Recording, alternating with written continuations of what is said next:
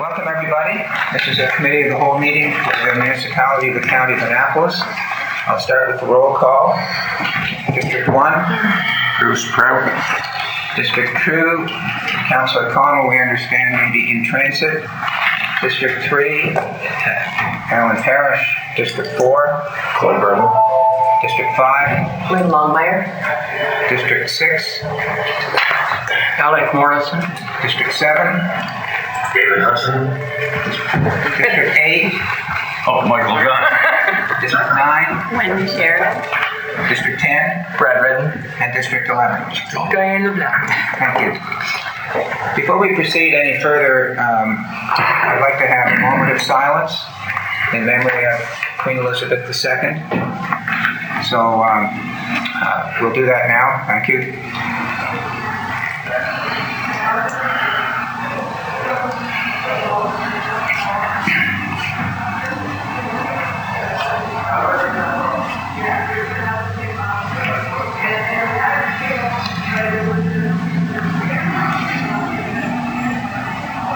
Thank you very much.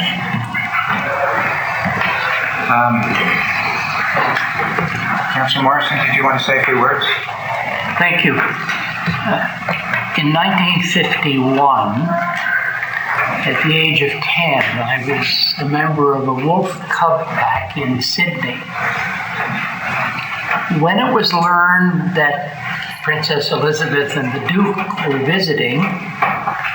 were going to visit, we were taught a song.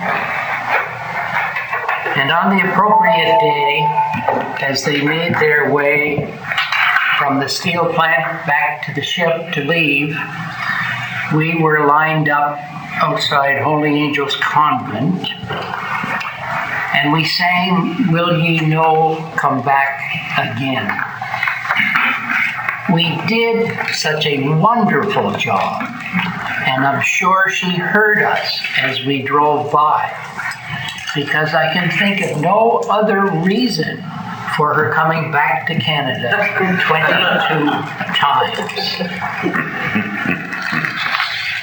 I would also like to say that there is a special bond between the monarch and the military forces of the countries of which she is the head of state. Or was. And we sometimes, in the British mood, make a number of noises with our mouths and are very, very modest about that affiliation. However, the beginning of it lives with us throughout our lives. And I would just like to read a few words from the most important document I've ever received in my life. Elizabeth II, by the grace of God, of the United Kingdom, Canada, and her other realms and territories, Queen, head of the Commonwealth, defender of the faith, to our trusty and well-beloved Alexander William Morrison, greetings. And she made me an officer of the Canadian Army. She will rest in peace. Thank you. Thank you. Would anyone else like to say anything? I would. Deputy Warden. She's the only monarch in my life I've ever known, and to have there, and she served us well in my lifetime, and I really had great hopes that her successor will serve us as well. Thank you. Thank you. Seeing no others, we'll proceed with our agenda. The next is the disclosure of interest. If anybody sees anything on the agenda for which they may have a conflict, they could raise it now. I don't see any hands up. We'll move to the approval of the agenda. The only item I have that's different than what was circulated is what I call the physician recruitment issue. I circulated, it was an email from somebody from the Mid-Valley Health Association or something that yeah, we'll simply be asking if council wishes to refer that to the appropriate committee. And we'll put that on under new business on 8.3. Anything else with respect to the order of the day? Councillor Longmire? Yes, I would like to motion to move the motion that I have on page 73 of 73 up earlier in the day, if possible. Where would you like to put it? Perhaps before, or I'm not sure if it's appropriate before staff reports, or should it follow that? And the reason for that? I do believe that we have perhaps guests here who may not want to wait till the end of the day if they have a chance to have something to share with us. Let me just confer with the clerk as to where an appropriate place might be. I guess if council wishes to move it somewhere, that would be up to the body of the room. We're at liberty to move it wherever we want. I guess perhaps we can move it right off the top. I'm easy, but it's up to council. So I think it would require a motion to amend the order of the day. Yeah. Councillor Longmire, if you'd like to make a motion. I would make that motion. And what, can you state your motion? Sure. I would motion to move the motion on 73 of 73. I recall the aerial spraying. Aerial spraying, yes. To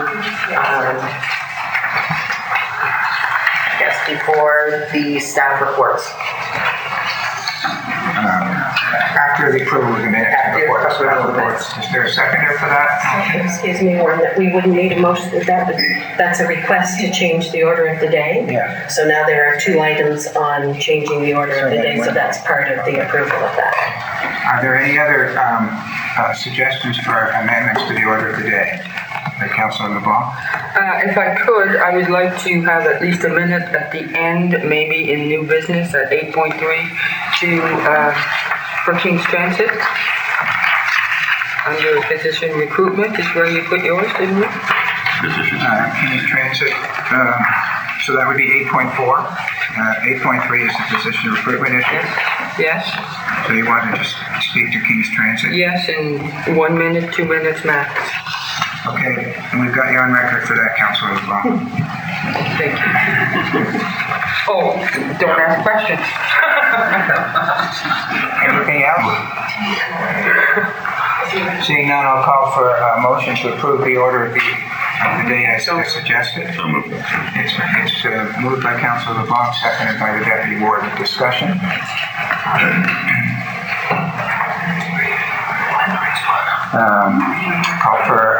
I'll call for a vote then on the motion. All those in favor say yes. Yes. Opposed, no. Motion is granted.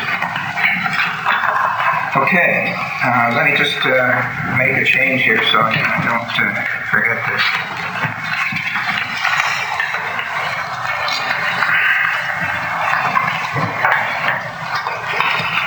Next, approval of the minutes. Would someone like to move an approval of the minutes as circulated? So moved. Deputy Warden moves, seconded by, I think I saw a hand over here to that. So Councilor Prout, I see. Seconds, discussion.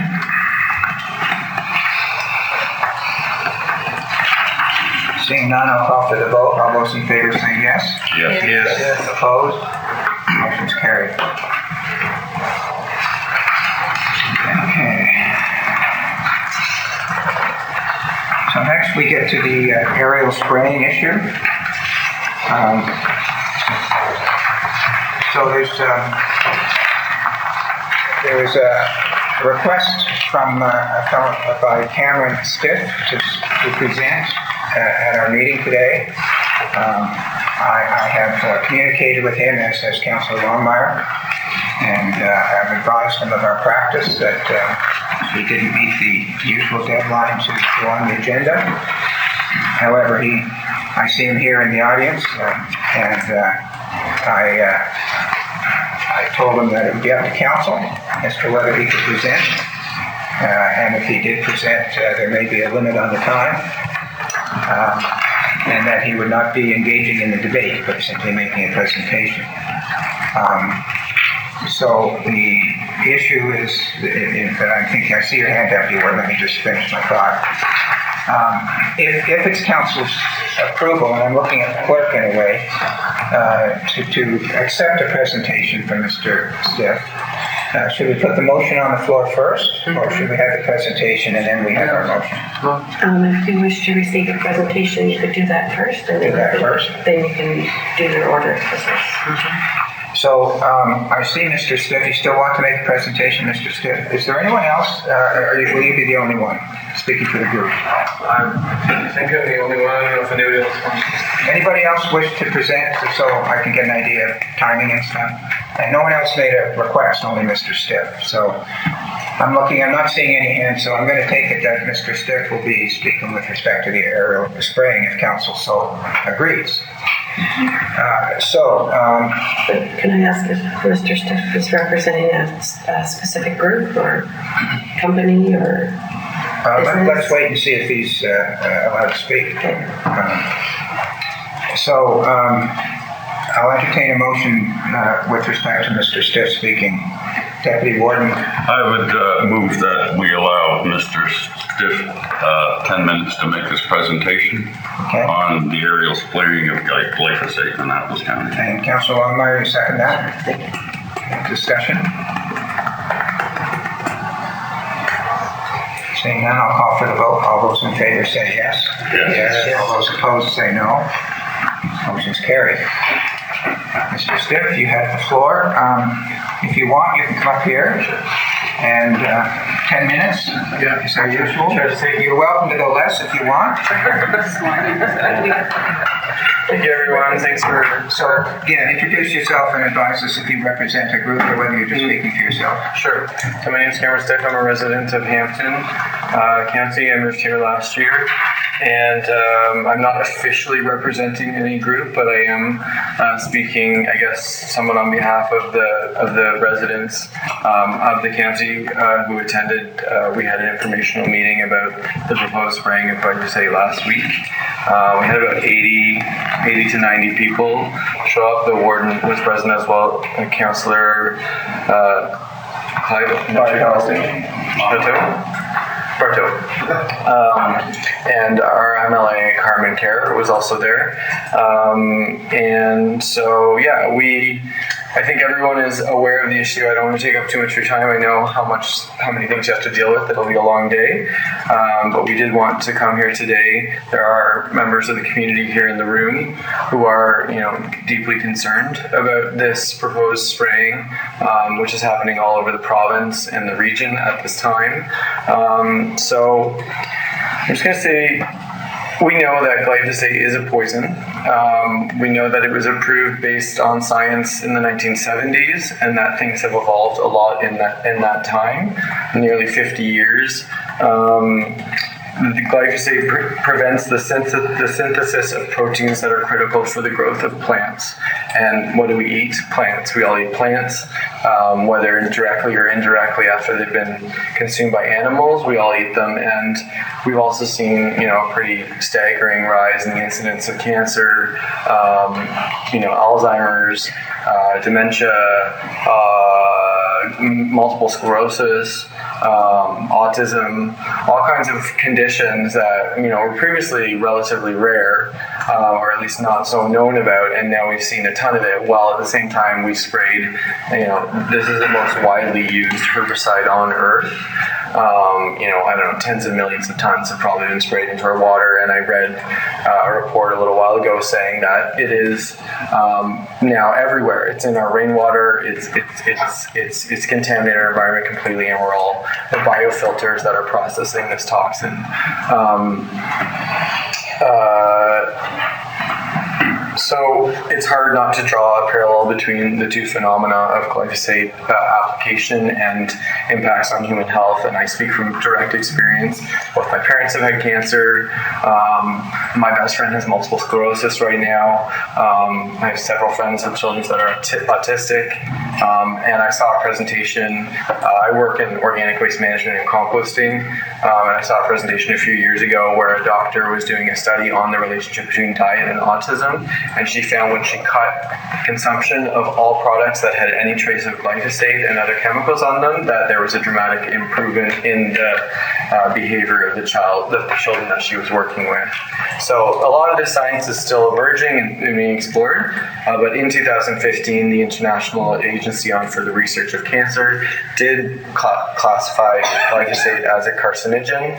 And I know that it's under review by Health Canada as well as the Environmental Protection Agency, as well as many other health agencies around the world right now. And it's our position that glyphosate shouldn't be used at all anywhere ever. But particularly in this instance, the aerial spraying of glyphosate from helicopters or planes into the air to eventually fall in the forest and into the waterways should particularly be stopped immediately, and we don't want to see it happening this year or ever again. And the residents who live directly adjacent to the parcels of land that have been approved by the Department of Environment for aerial spraying are particularly concerned. There are people with children, there are people who have suffered through cancer, who are currently suffering through cancer, who are deeply concerned that this toxic product will end up in their water. I myself drank the rainwater from the sky. And I woke up the morning after the meeting covered in hives. I don't know what caused that, but it was a very scary reminder that, in the wrong circumstances and without proper government oversight, people can wake up with all kinds of conditions from one day to the next just because a toxic chemical was permitted to be sprayed into their environment.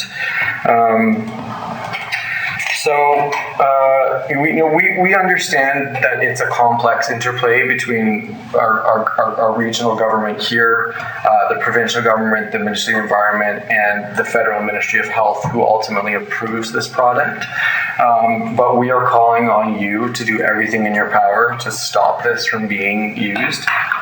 We understand some actions have been taken, like writing a letter to the Ministry of Environment or to the Department of the Environment, and setting up a demonstration site to show how alternative approaches to forestry can be, better, can be managed for the long term. We also think it's important to note in an age of climate change that spraying a product that kills hardwood trees, which help to absorb carbon and also to increase the biodiversity of forests, is particularly, crazy. Because we need those trees, we need those forests to be mixed and resilient. We're talking on the way here about how in British Columbia, the indiscriminate use of glyphosate and the poor forestry practices of planting monocultures of softwoods is part of what's causing the forest fires that, Vancouver yesterday, I think, or the day before, had the worst air quality in the world. And we haven't had to deal with that here. We've been particularly lucky because of our climatic conditions, because of our forests.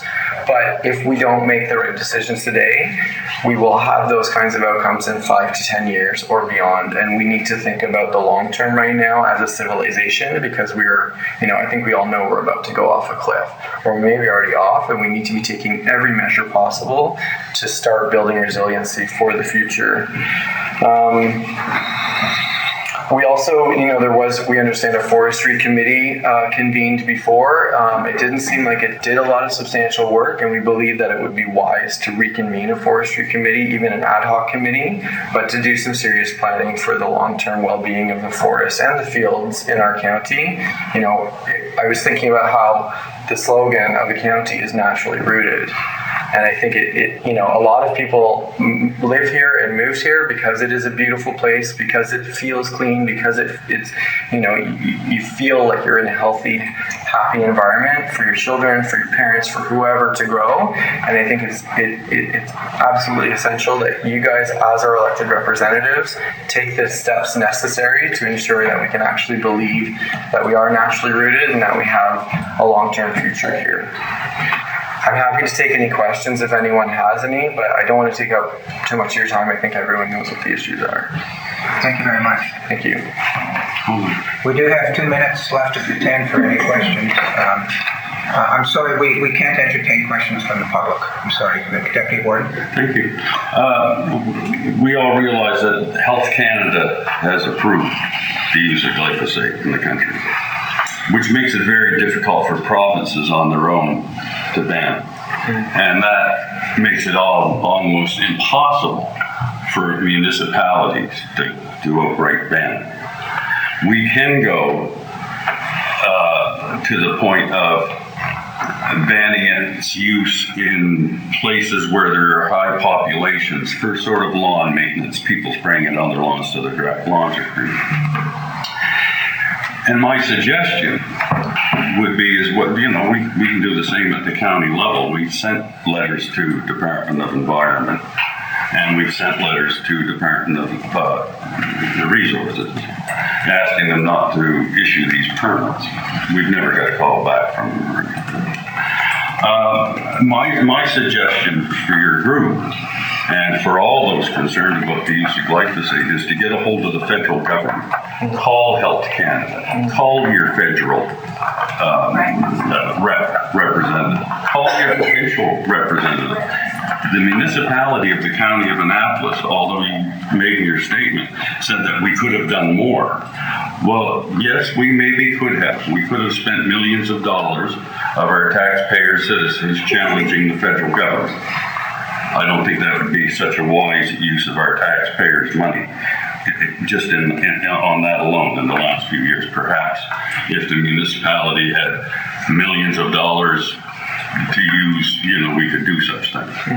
But really, it's the citizens that need to contact their federal representative and the Department of Health, or the Health Canada, and tell them that, we need this dealt with.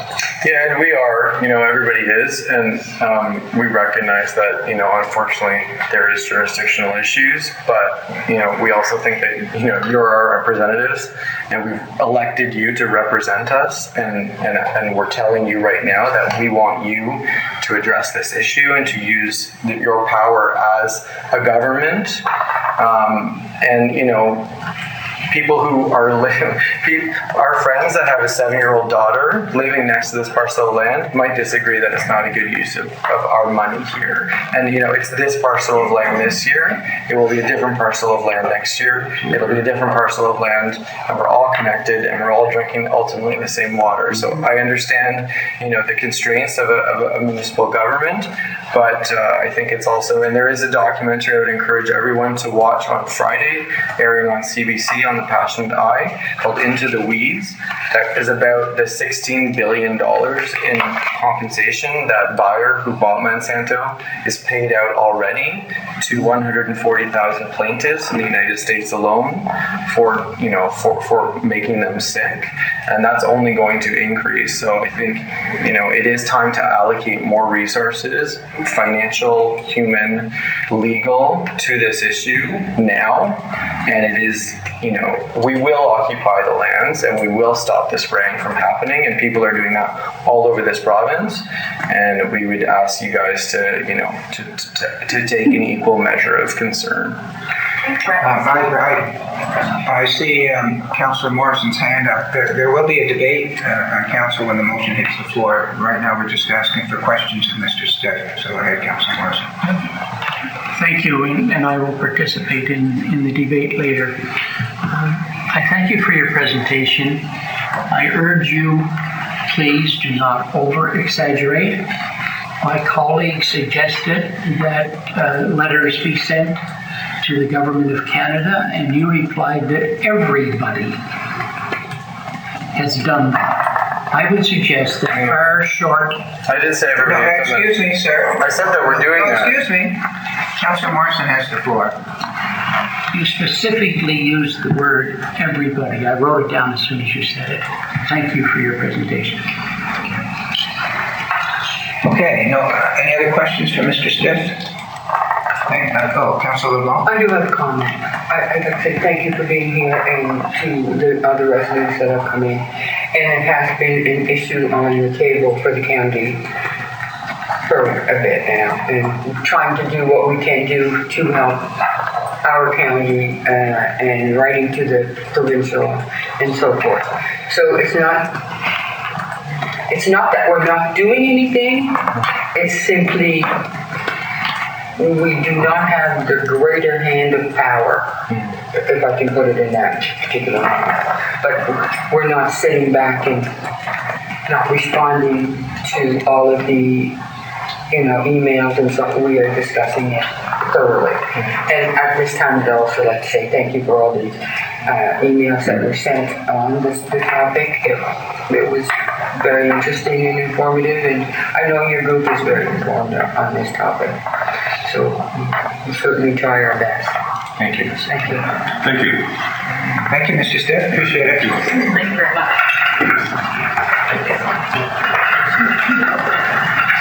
So the motion is found At the last page. it's right on the back page. Yes. Councilor Longmire, you brought this forward. Would you like to make the motion? Yes. Go ahead. The motion is followed. The Municipal Council write a letter to Premier Tim Houston and Environment and Climate Change Minister Tim Holman, requesting that a moratorium be placed on aerial herbicide spraying until a formal report requisitioned by the provincial government on the net benefits or net losses of such activity to the residents of Nova Scotia can be obtained. Is there a seconder for that? Councilor Bartow seconds. Discussion? Councilor Morrison? Thank you. This issue is one of those that besets a political person, and I'll tell you why. I have in my district a family that runs a bio-organic farm, reputed to be the only farm of its type in Atlantic Canada. And those folks are very, very disturbed and have indicated that they may well file lawsuits against the people responsible for the spraying. Not that it's being done on their property, but it's being done on a property, and with the way the winds go, there is the danger of moving onto their property. And so I communicate to my colleagues here their concerns. On Saturday, after another county event, I was approached by a gentleman not of my district who spoke to me about this subject and said, and he's someone who has views on many subjects that come before council, he said we should not spend 1 second on this matter because it is not within our jurisdiction. I indicated to him that I would convey that opinion as given to me, and I have done that. So we are faced with a subject where people say one thing and other people say the other thing, and we here need to make a decision on the motion. From an administrative point of view, I understand from the document in front of us that the spraying is beginning on September the 18th, but our council meeting is not until September the 20th. Thank you. Are there hands up on the subject? Deputy Warden? Thank you very much. We went through quite a process here, and we sought out, I should say, the public's comments a year ago, and we've got all kinds of comments that we should, tackle it, ban it, as Councillor Morrison said, a lot of people got back to this. It's not in our purview. It's not there. We don't have the jurisdiction. But I would offer an amendment to this motion and also include in this letter or people to send us to our local Mr. Chris D'Entremont? D'Entremont, who is our federal one up the line, same thing, and Canada Health, and beseeching them to, think different on the use of glyphosate. Anyway, just to contact more, make this letter received by a broader spectrum of people who might have some authority over or some sway on the subject. I wrote down your amendment to also address the letter to our 2 local MPs and the Department of Health Canada. Yeah. I guess to Health Canada. Is that accurate? Yes, sir. Thank you. Is there a seconder for that amendment? Councillor Prout seconds. Discussion on the amendment. Seeing none, I'll call for the vote. All those in favor say yes. Yes. Yes. Opposed, no. The amendment's carried. Any other discussion on the motion as amended? I have some comments to make, but I generally go last, so Councillor Redden. Yeah, one thing that was said in our presentation was that we're the biofilter processing this toxin, and I really like that turn of phrase. There's not that my biochemistry is very good, but in fact it's close to non-existent. But there are lots of things that don't break down of sitting in the woods or break down very quickly, and we do. They get processed through us, or when they're sitting somewhere outside of a biological organism, they're not necessarily doing anything. It's only after that they're processed by a biological organism that they do things. I didn't know how glyphosate worked until it was that presentation, and he said it inhibits the creation of a protein. That's a pretty base level thing going on, and I'm kind of amazed at Health Canada's. These things get approved because you do testing, and there's good process, but that has a lot of potential to interrupt things. It's very disconcerting that we spray this stuff around so indiscriminately. And it's, I wish we could do more. And I see it as,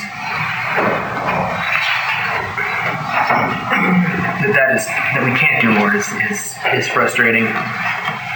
But also, I'll leave it there. I'm very much in favor of sending letters. I've spoken to our MLAs with varying degrees of success. I think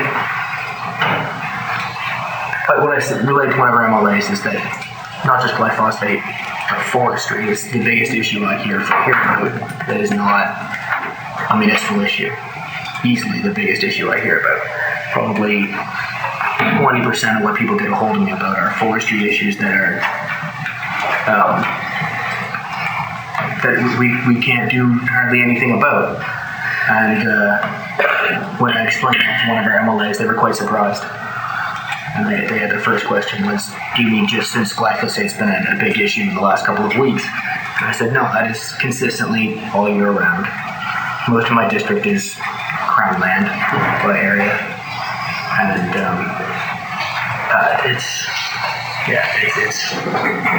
there's spraying behind my place. It'll be all in the brook that goes by my house. But anyways, yes. I'm done. Councillor Bardo? I'm not sure it's appropriate timing, and it's not become directly aware to interject, but it's an order of the day, maybe due to the timely list of the request for the letters, and with the spraying going on, that would it be appropriate to follow this meeting with a special meeting of council to prove that? Because Committee of the whole can't push that ahead, where a council meeting would have to. So I just wanted to interject that now, well as a hot topic. If I could respond to that. That correspondence be, approved at some point. If I could respond to that, Councilor Cotw. Yeah. There's an item on the agenda in camera today that if it's approved, we intend to have a special council meeting at the end of today because it's an urgent matter. Assuming in camera we approve it, possibly we could put this item on the agenda should the motion pass today. Appreciate it, that would happen. Okay. Is there anything else, Councilor Cotw? No, that's it. Okay. I have Councilor Longmire next. I saw you and then I saw you. I get to look at Councilor Sheridan. I just want to say thank you to Cameron for his presentation, and I'll keep it simple. Cape Breton was successful in their fight against banning the aerial spraying. I'd also like to speak to what Councillor Redden said. It's going to move through our waters and we drink it, we consume the food. It's not just about the land that they, or the parcel or the portion of the PID they spray, it moves throughout. It has grave impact on our health. Cancer is on the rise. Protein, because it does change the way the proteins work and the way they synthesize. Protein's the building block of life, and we also rely on it to heal. And without it, we will be we won't be in existence. So, and that would be, I'm not too sure, far away or near in the future, but I'm just all for doing what we can. I mean, we're the voices closest to the people. So we probably don't have the power directly, but I'm sure we can rally enough voices and enough letters to get some traction somewhere. Thanks. Councilor Sheridan. Thank you. I would like to thank everyone for being here as well, and all the letters, emails, and that we have received. I was just sitting here thinking of a next step that we could help further, and I'm wondering if I should make an amendment to this amendment or a separate motion, but I would like to have all the municipalities of Nova Scotia receive the letter that we're writing and encourage them to write letters as well, the same people that we have, just to give it a little bit more of more teeth into it. So I'm not sure if the clerk would take a second amendment on. Oh yeah, we can have another amendment. Okay. If you'd like to make that motion as an amendment, go ahead. I would like to make an amendment to the amendment to include to the motion as amended, to include all other municipalities of Nova Scotia to receive our letter and encourage them to do the same. Is there a seconder to that? Councilor Longmire seconds. Discussion on the amendment. Councilor Cotw? I think that would be a very positive step. We've used that on a couple of other issues, and this one is every bit, if not more important than the other times we have put forward a similar amendment. So I'd be. If I could just clarify the amendment, it's not just to copy the other municipalities with the letter, but to encourage them to write themselves. Correct.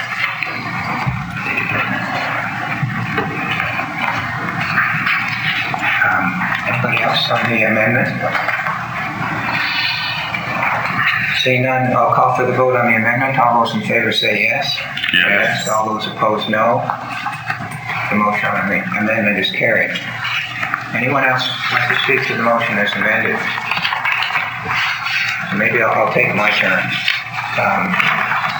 There are two things I'd like to say. First, I'd like to speak to the motion as it's before us, and then I'd like to make a further amendment or perhaps a separate motion requesting our solicitor to provide us with a legal opinion as to whether we have any jurisdiction to deal with this issue. So speaking first to the motion, as it is before us, I come at this a little different way than Mr. Stiff and others. I've read a lot about this. I've read books about it, about glyphosate. And not that I know anything more than anybody else, but I feel like I'm pretty well informed. And I know that the debate is that people like Health Canada and in the United States, they get the corporate people that actually sell the stuff to do the reports, and then they sign off on them. I appreciate all that. But the bottom line is that right now Health Canada approves this product. The United States approves the product. Countries in Europe have banned the product. It's under review by Health Canada. It's up in the air, okay, at this point, as far as I'm concerned, as to the net benefits. Everything we do when we drive a car has a negative benefit to the environment, and there's some kind of a balancing that needs to go on. So the question to me is, if we assume, as I do, that right now, whether glyphosate is a net negative or a net positive, do we continue using it? In which case the harm would be we've used something that might turn out to be poison, to use Mr. Stiff's word. Or do we ban it and interfere with the forestry industry? Those are, that's the way I see it. And as far as I'm concerned, the balance of convenience, which is a legal term we use, and I hate to sound like a lawyer, the balance of convenience is to ban it, to have a moratorium on using it until, and I think the motion is perfectly worded, until we get a final report on the positives and the negatives of this product. We might then still want to have a moratorium. But right now, when we don't know, because I'm prepared to say we don't know, the balance of convenience is to have a moratorium. So I'm in favor of the motion for that reason. Now, the amendment I'd like to make is that we also ask our solicitor to provide us with a legal opinion as to whether the municipality has any jurisdiction to provide our own ban on this product by aerial spraying. We just confine it to aerial spraying. Now, let me give you a little background to this, but first I need to have I'd like to make an amendment to that effect, and because I'm making the amendment, I'll leave the chair for the whole debate on the amendment. So I would like to make an amendment that we ask our solicitor to provide us with a legal opinion as to whether the municipality has any jurisdiction to ban aerial spraying of glyphosate. Seconder. Is there a seconder to that, Council? Councillor Longmire. So if I could speak to that now, Deputy Warden? Yes, sir. You're in the chair. So this issue first came up when I was at Hampton at that meeting. And I was shown the approval. I have the approval here for the glyphosate spraying, including the 2 PIDs in Hampton, and there are others in Annapolis County. And in the approval, it says that nothing in this approval relieves the approval holder from basically following all of the municipal bylaws, provincial or federal legislation, or other organizations. So I'm looking at it and thinking, municipal bylaws? What's that all about? So I decided to investigate further. And so, I hate to say it, being a lawyer, I pulled out the act. And the Municipal Government Act has a section that specifically relates to this. Let me just pull it out here. So I can explain my dilemma.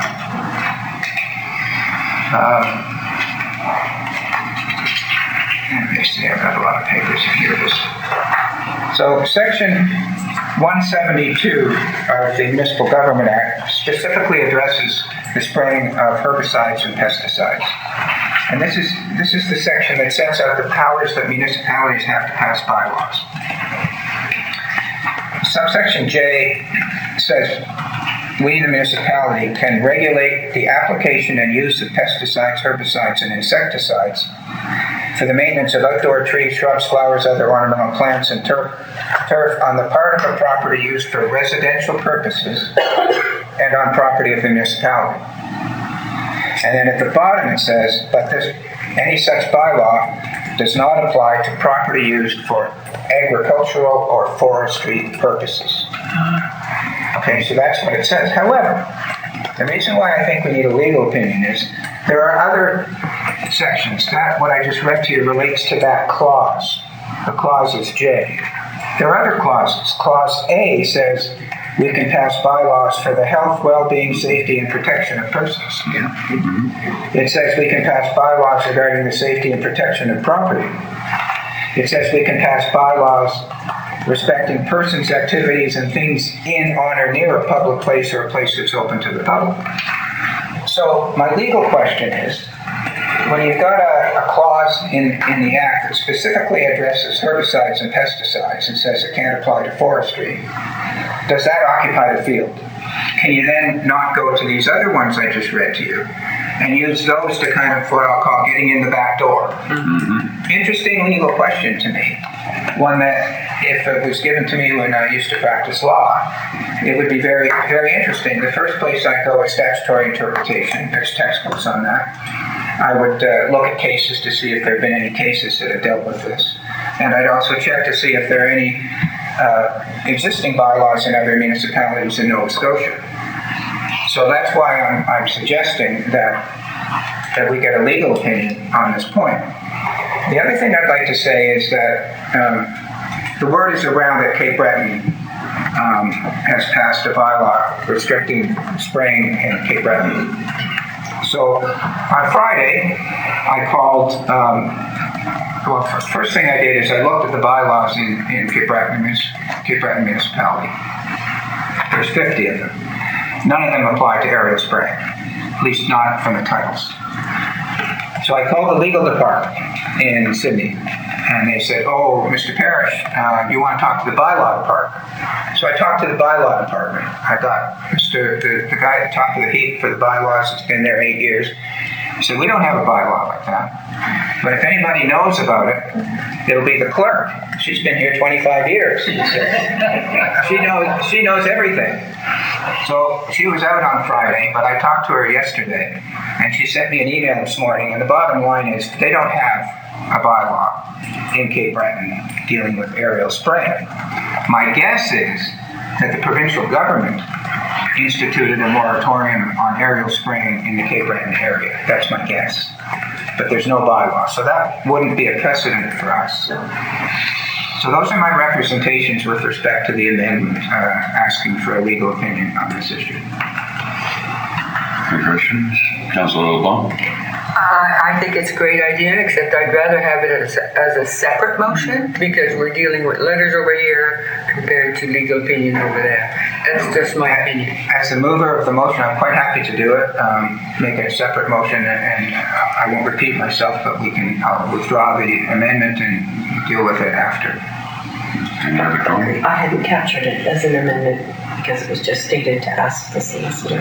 Okay. So was it intended as an amendment or? It was intended as an amendment. So what we'll do is I'll take the chair back to deal with the motion, and then I'll give up the chair and let the deputy warden deal with my separate motion. You just lost me on that. So right now on the floor, is it an amendment to the motion No, I've or a withdrawn. separate motion? I've withdrawn. It's been withdrawn. Okay.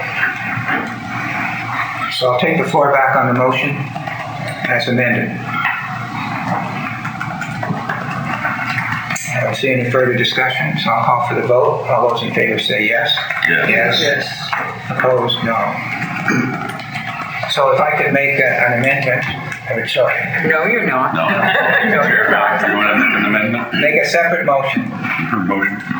that we request that our solicitor provide us with a legal opinion as to whether the municipality has any jurisdiction to ban aerial spraying of glyphosate products in its geographical area. Seconder? Councilor Morrison, seconds. So I won't repeat myself. No. Any question, any discussion on that motion? Very good. Oh, Councilor Redden? Sorry, I'm just trying to Sometimes I really want the rest of council to speak so I can get my thoughts to you. No.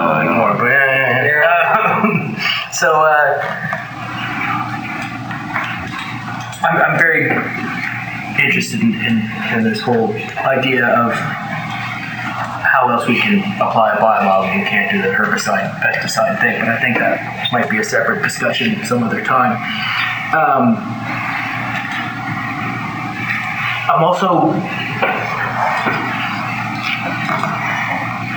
I'm fairly happy to, where do I want to start here? I really dislike the idea of us having a bylaw that is unenforceable,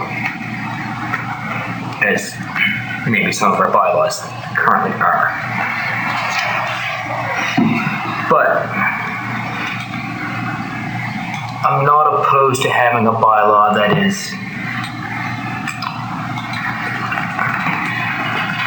undefendable? No, that's not quite what I'm looking for. So we could...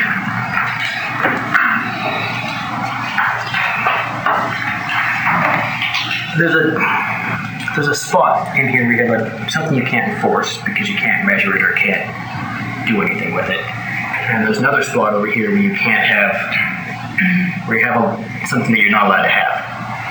So if we took this just at face value, we're not allowed to regulate pesticides. Ultra-virus. Pardon? Ultra-virus is the term. I don't know the term.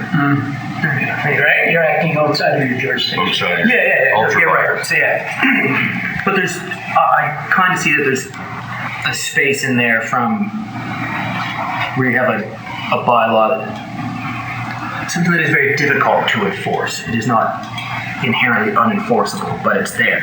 And so what you have is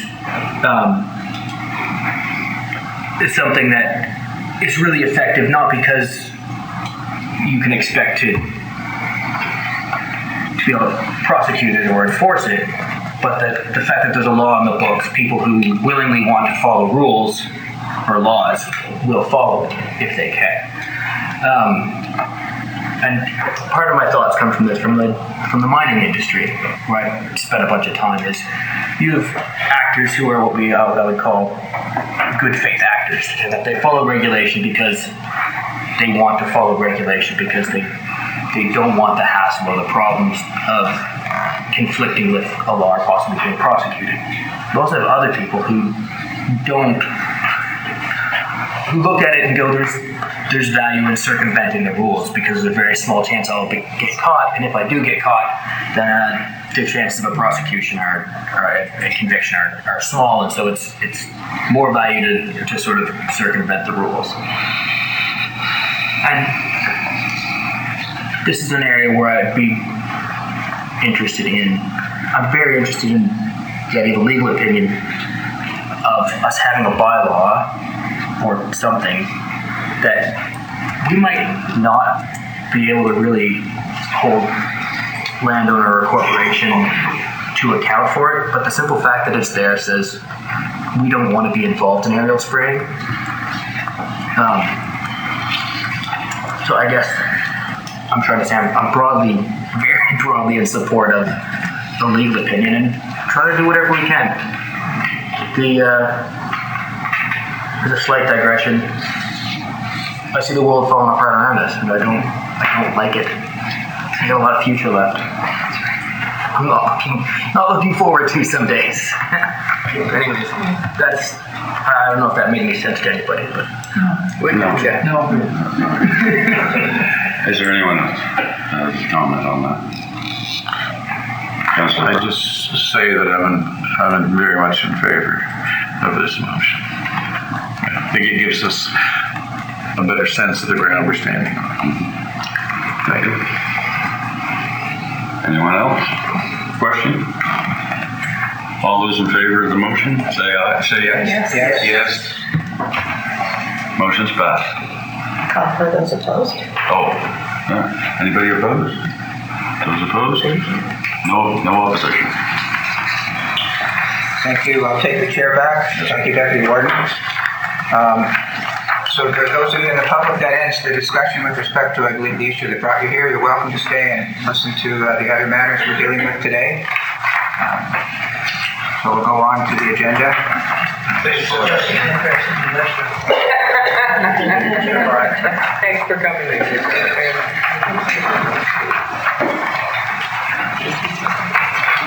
For being concerned.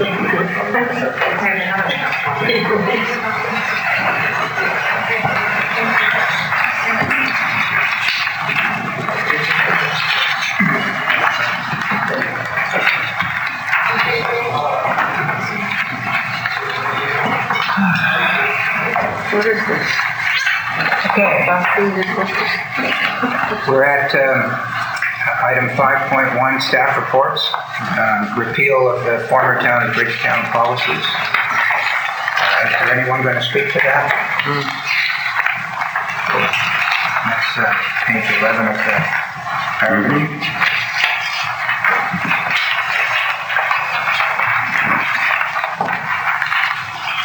Ms. Campbell, I see your name on the report. Would you like to just briefly outline what we're doing here? Sure. During the move, I became aware of a number of files that had not been dealt with regarding the dissolution in Bridgetown, and they were policies. I did not realize until I verified it with municipal affairs that they needed to be repealed in the same way that bylaws were. All of these proposed policies for repeal are operational types of matters, so of relative insignificance, and it's really a formality to repeal this. Is there a draft motion here? Yeah. Two. It's on your agenda. It's not on the staff report. It's on page 2. It's on the agenda. Mr. Guy? You gotta give me a page, folks, I gotta. Page 2. 2 of section 3. 5.1. Oh, it's way down here. Yeah, that's right. Okay, 5.1. If you read it from the agenda proper, it just gives the number of the policy. If you read it from the document, you will have to read the name of all the policies that make up that 134 pages. Staff reports, 5.1. SR 2022-01, repeal former town of Bridgetown policies. That municipal council repeal town of Bridgetown policies. 5, 6, 7, 9, 10, 12, 13, 14, 15, 17, 19, 20, 21, 22, I don't know what that is, 3, 24, 25, 26, 27, 28, 31, 34, 36, 37, and 38. 7-day notice. Is there a seconder for that? Councillor Hudson seconds. Discussion, Councillor Bardo. Were there not consecutive numbers in their sign listing? Is that because down Bridgetown already repealed some previously, and this is all that was left? That's my assumption, yes. Or there may have been some under development that never reached the approval stage. These are the only ones that we, through these, we're aware of. They said this time. When we did the office move, I did a thorough review of all of the bylaw and policy files that we received from the town former town of Bridgetown, and verified that these were the only ones that there was no record of them having been repealed. Any other comments? I'll just make one brief comment.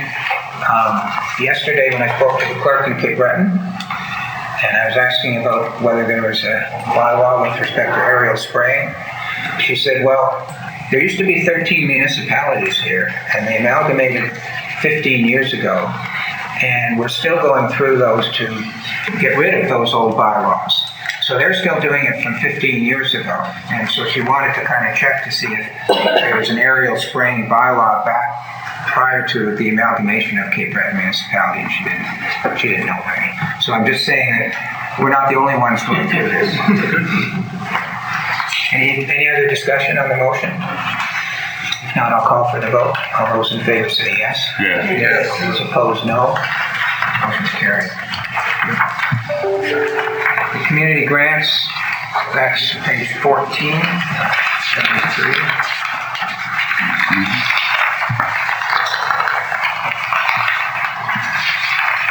I'll just put on the table, Warden. There's a recommendation there on page 14, Deputy Warden. Okay, I'll read the recommendation. That the municipal council approve the 2022-23 grant allocations and recommendations as presented in accordance with AM-1.4.9 community grants policy. Is there a seconder for that? Councilor Longmire seconds. Discussion, Councilor Morrison. Thank you. Just because of previous relationships council has established with members of the staff who deal at the staff level with specific items, does Nancy Whitman replace anybody? Is this a new position? Yeah, who is this Nancy Whitman? She's right there in the corner. Same one. I don't know. Ma'am. Would you like to introduce yourself? Just a little name change. Surprise. Oh, no, I'm very happy there is no surprise. It's still me. But thank you. Any other comments? I mean, you can't hear. Pardon me? I can't hear anything. Yes, we can. Yes, we can. We can hear you.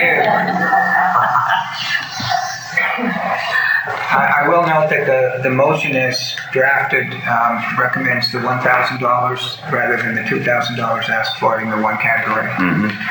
God bless you. I have a question. So this is September. We give out these grants on a fiscal year basis, do we?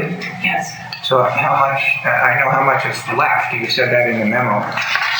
Do we anticipate receiving many more applications? It varies year to year. However, over the last, say, couple of years, council has been looking at grant recommendations right up until February. Last year was March. It really depends on the year, but I do anticipate, I think there's 2 in the works right now. I'm just waiting for further information to bring to council, and usually a few things do pop up. I can't really say for sure. Last year was the first year we had a large surplus left in the budget. Previous to that, there was not a lot of, council gave out all the money pretty much that was budgeted for. Last year was an off year. Usually they come in all year. Okay, thank you. Especially as the word gets out and you guys talk to people and they're like, yeah, there's still some funding left. Thank you. Any other comments? Yes, Madam Clerk. If there was not going to be any discussion, could I ask for an amendment to the motion? That's what I was going to say. To add the name of the group, so what you see in Schedule A, to include that in the motion. And I will add that moving forward, we're going to break these out so that they're dealt with separately. We did that in the past, and now that with your new policy where we're tracking motions, it's much easier to track each one specifically and for council to deal with them specifically, especially because now that you're using a consent agenda, it will be more condensed when you take it to council. It won't be them all over again. So if I could ask for an amendment to remove as presented and add as follows.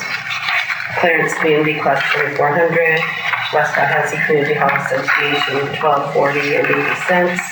Upper Clementon District Community Association 1,760, Bridgetown and Area Chamber of Commerce Society 4,000, Annapolis Region Community Arts Council 1,000, North Queens Business Center and Innovation Hub Co-op Limited 5,000. Just so that it's Okay, would someone like to make that amendment? Deputy Warden, you're the mover. Oh, okay. So I think you're the mover. Yes. So would someone else like, Councilor LeBlanc makes the amendment, and Councilor Longmire, I saw your hand up to second the amendment. Any discussion on the amendment to actually add the name and the amount? Seeing none, I'll call call for a vote. All those in favor say yes. Yes. Opposed?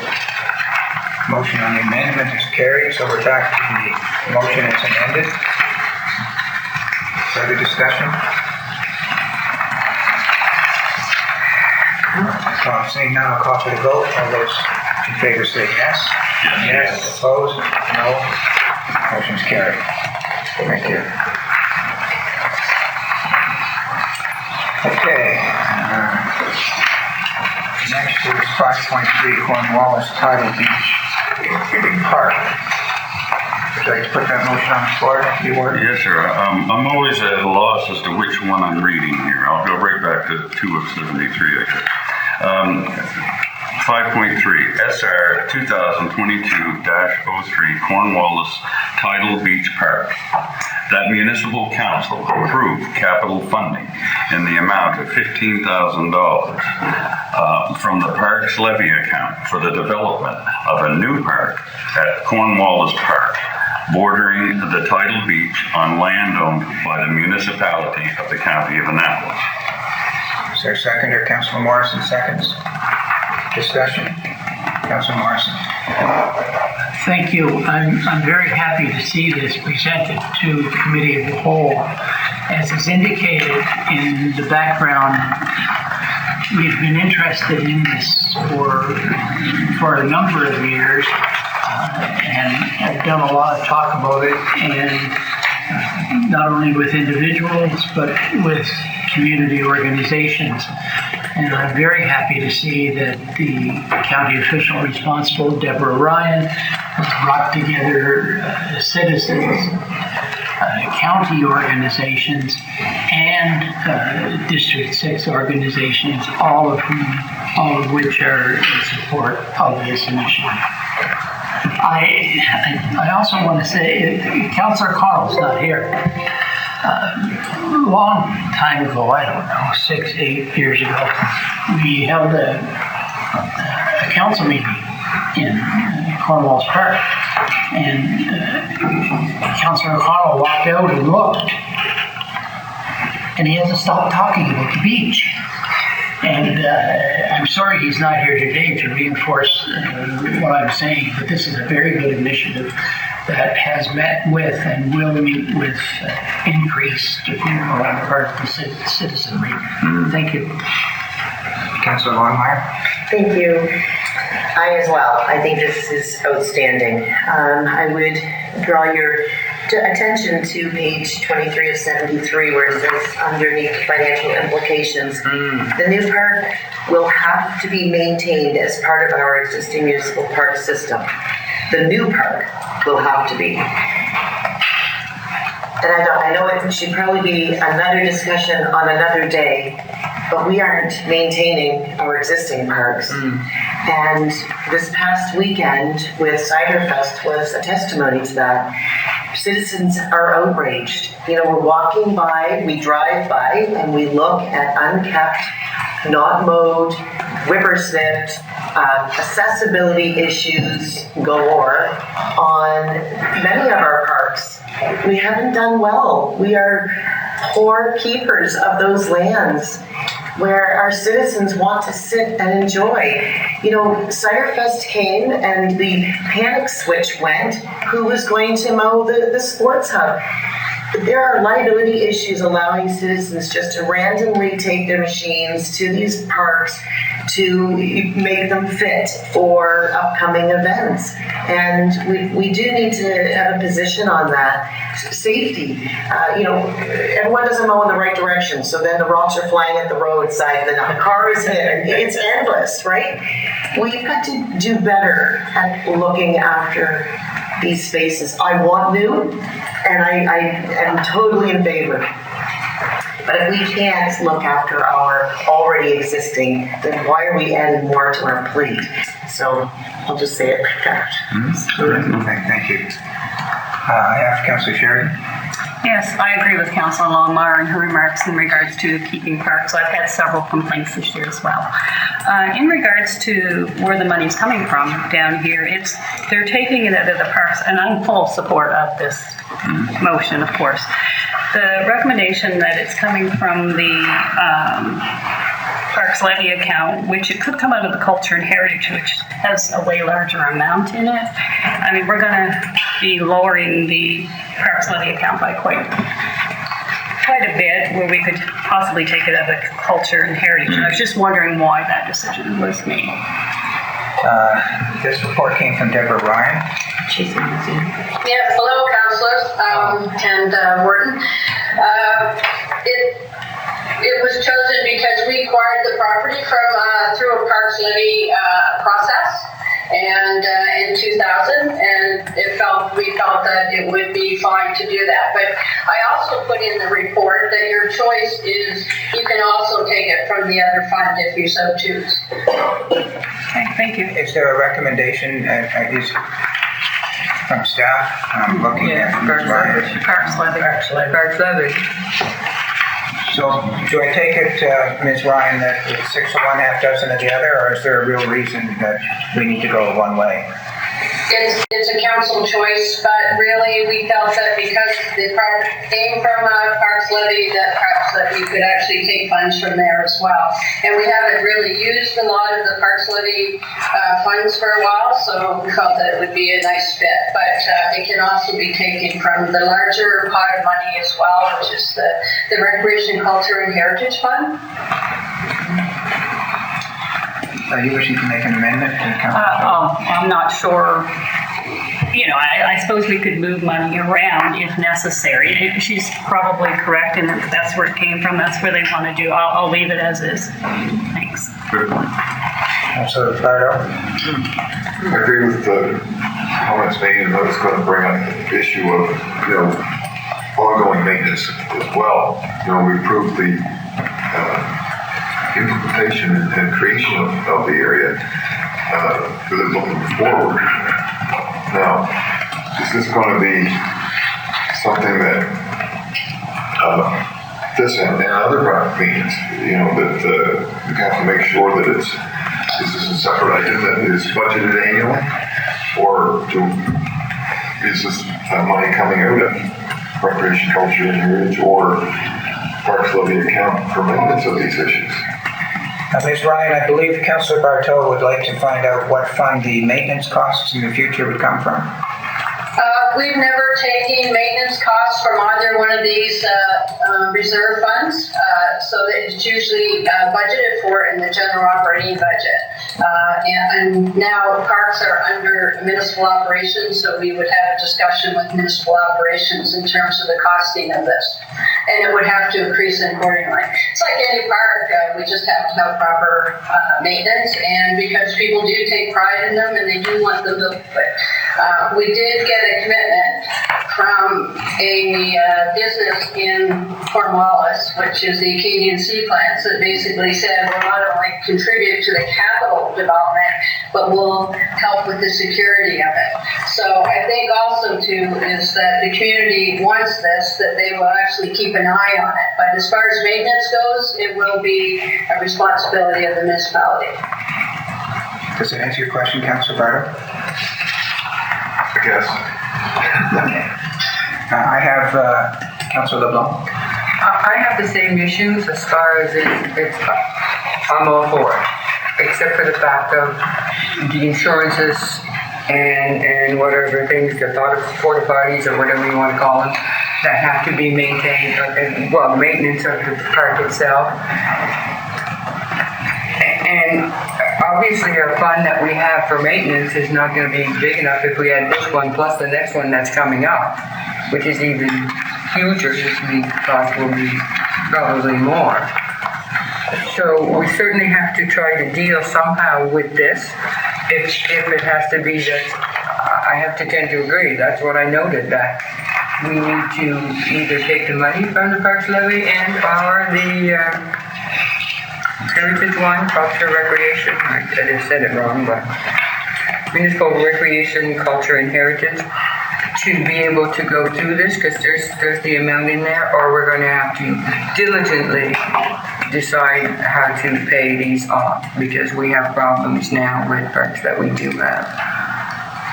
And I'm not against it. I'm just looking at the fact that it will cause other problems. Thank you. Anyone else? Deputy Warden? Thank you. I'm all for this project, and I'm sure that the county will be able to afford it one way or the other, whether it comes out of this pot of money or another pot of money. 6,000 a year, well, that's an estimation, and you know, it's somebody mowing it, it's somebody picking up the garbage, and we do that. I hope that our other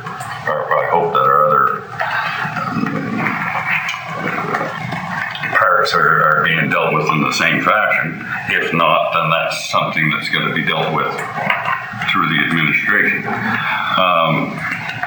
But I'm all for this project. Listen, it's one of the best beaches that there is in the Annapolis Basin. One of the better beaches in Southwest Nova, short of Mauvelet. And that's debatable, just, you know, and that's debatable. No, it should be used. It's a good thing. Thank you. Councillor Redden?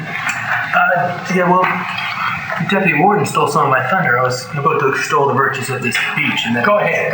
It is. Do it again, because we all love it. Yeah, I mean, it's quite phenomenal. I've walked this property to varying degrees 3 times, mostly back during the basin view discussions. I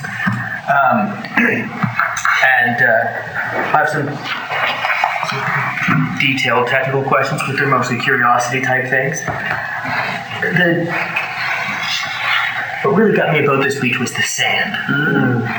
It's sandy. I mean, we don't get that along the Fundy shore, which is most of our coastline, and it's not muddy by Bay of Fundy standards. It's really, I was shocked, I will say that, when I first went down and saw that beach. That was the geologist in me being a bit shocked. So it's really something we should extol, we should preserve, and access is a great thing. I was very happy to see it's accessible. I think my biggest concern is I've been on many a public park and beach where they have these gorgeous ramps that go down, and then there's a 2-foot drop at the end. But that is not accessible for somebody like me half the time, let alone anybody who is mobility disinclined. I think we should take great care in planning that. And I don't know the specifics of that ramp there, but my thought is on that beach some good planning would go away to reduce maintenance costs around erosion. So that would be my one comment, is that the plan should be, whatever plans are there, should be looked at with how that coastline is evolving. So I don't think going, we can put some armor stone down is a great plan. The brute force approach is not usually a good approach. But those are my thoughts. There are a few places in this county I've seen that deserve a park as much as this does. And you're gonna have to go take a ride down to Maverick Beach. But maybe I do, yeah. No, not maybe. Oh, okay. I hope my residents don't lynch me for saying. Councillor Bardo? Just a point of clarification to the warden, to Deborah. It was mentioned the $6,000 per year, but I wanted to clarify that it seems to me that it's more of an addition of $9,300 because there's an annual insurance cost plus the port body plus the annual maintenance. Is that correct? Mm-hmm. Ms. Ryan, did you hear that? I think he's inquiring about the actual cost for, those are estimates, but if you add those two up, there is money available additionally for generally cleanup and that sort of thing in that 6,000. These are estimates that we kind of look at in terms of our past experience working in parks, and I think that 6,000 per year, approximately, if we'll do the job, but until we've been through a couple of years, we won't know for sure. That's not my question. Yeah, Ms. Ryan, the question was, it's really 9.3 is your estimate, not 6, if you include the porta potty and the insurance? I guess I added in $6,000 per year. Is that the one that you're seeing? Yeah, but does that include the insurance and the porta potty? Yes, it does, yeah. Yes. Okay. Thank you. Anybody else? Seeing none, I'll call for the vote. All those in favor say yes. Yes. Yes. Opposed? Motion's carried. Thank you. All right. Next is Upper Clemens Land, South Side, page 28 of You want this motion on the page? yes, Deputy Warden, would you? 5.4, recommendation that municipal council approve capital funding in the amount of $22,000 from the Recreational Cultural Heritage account to the Annapolis Basin Outdoor Adventure Society for the first phase of an active multi-purpose trail development at the Upper Clemens South Side to create 7 kilometers of mountain bike trails that will also include opportunities for hiking, snowshoeing, and adaptive trail development, which will be developed in October, November 22. Seconded by Councillor Morrison. Discussion? Councillor Longmire. So as I was reading this, sorry, this is exciting stuff as well. Sorry. On page 30 of 73, I was drawn to the third, it will be the true second paragraph. The volunteer group, ABOAS and AS, are prepared to design and work with the county to develop a 7-kilometer multi-purpose trail for $22,000. I'm just wondering, a volunteer group, what does liability insurance look like for a volunteer group to be that involved with developing that trail? Like Howard, My product's can answer that question. Go ahead, Ms. Ryan. One of the things that volunteer groups have to have in terms of developing a trail like this is the province of Nova Scotia created a trail strategy, and in doing so, that they also created opportunities for insurance programs through the Nova Scotia Trails Federation, of which many trail groups across Nova Scotia and organizations can apply for and get reasonable insurance. So the province of Nova Scotia initiated that kind of endeavor because they wanted to see a reasonable amount of insurance for trail builders. And in doing so, that's what this group will have to do. They will actually have to acquire insurance through the Nova Scotia Trails Federation, and they will have to sign waivers with the municipality of Annapolis County, similar to what they do in Victoria Park when the volunteers build mountain bike trails in the back part of Victoria Park. The town of Truro requires a waiver of volunteers to do any work on their land. So we would be doing and following a very similar process. They have to carry their own insurance, and secondly, they would also have to do these, our waiver forms.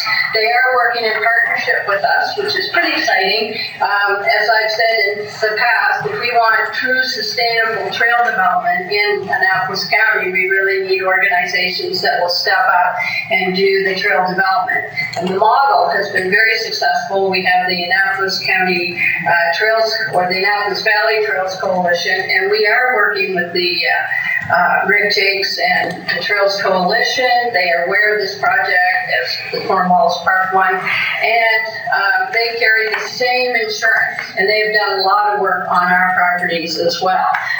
This one will be volunteer driven, but we've also got assurances from the Trails Coalition that they would assist us when and where possible as well. So I hope that answers the question, but they do have to carry their own insurance because we can extend our insurance sometimes to volunteers, and this way they're doing the trail building. I hope that answers the question.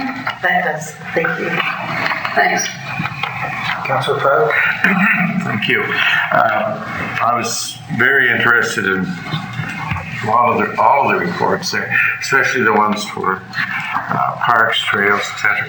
This one, I was very impressed with the group coalition or the group that you were able to bring together, Deborah, to put this proposal forward. And it's nice to see, and I know we've discussed a number of times how it would be great if volunteers would take a greater role in the development and maintenance of some of these areas.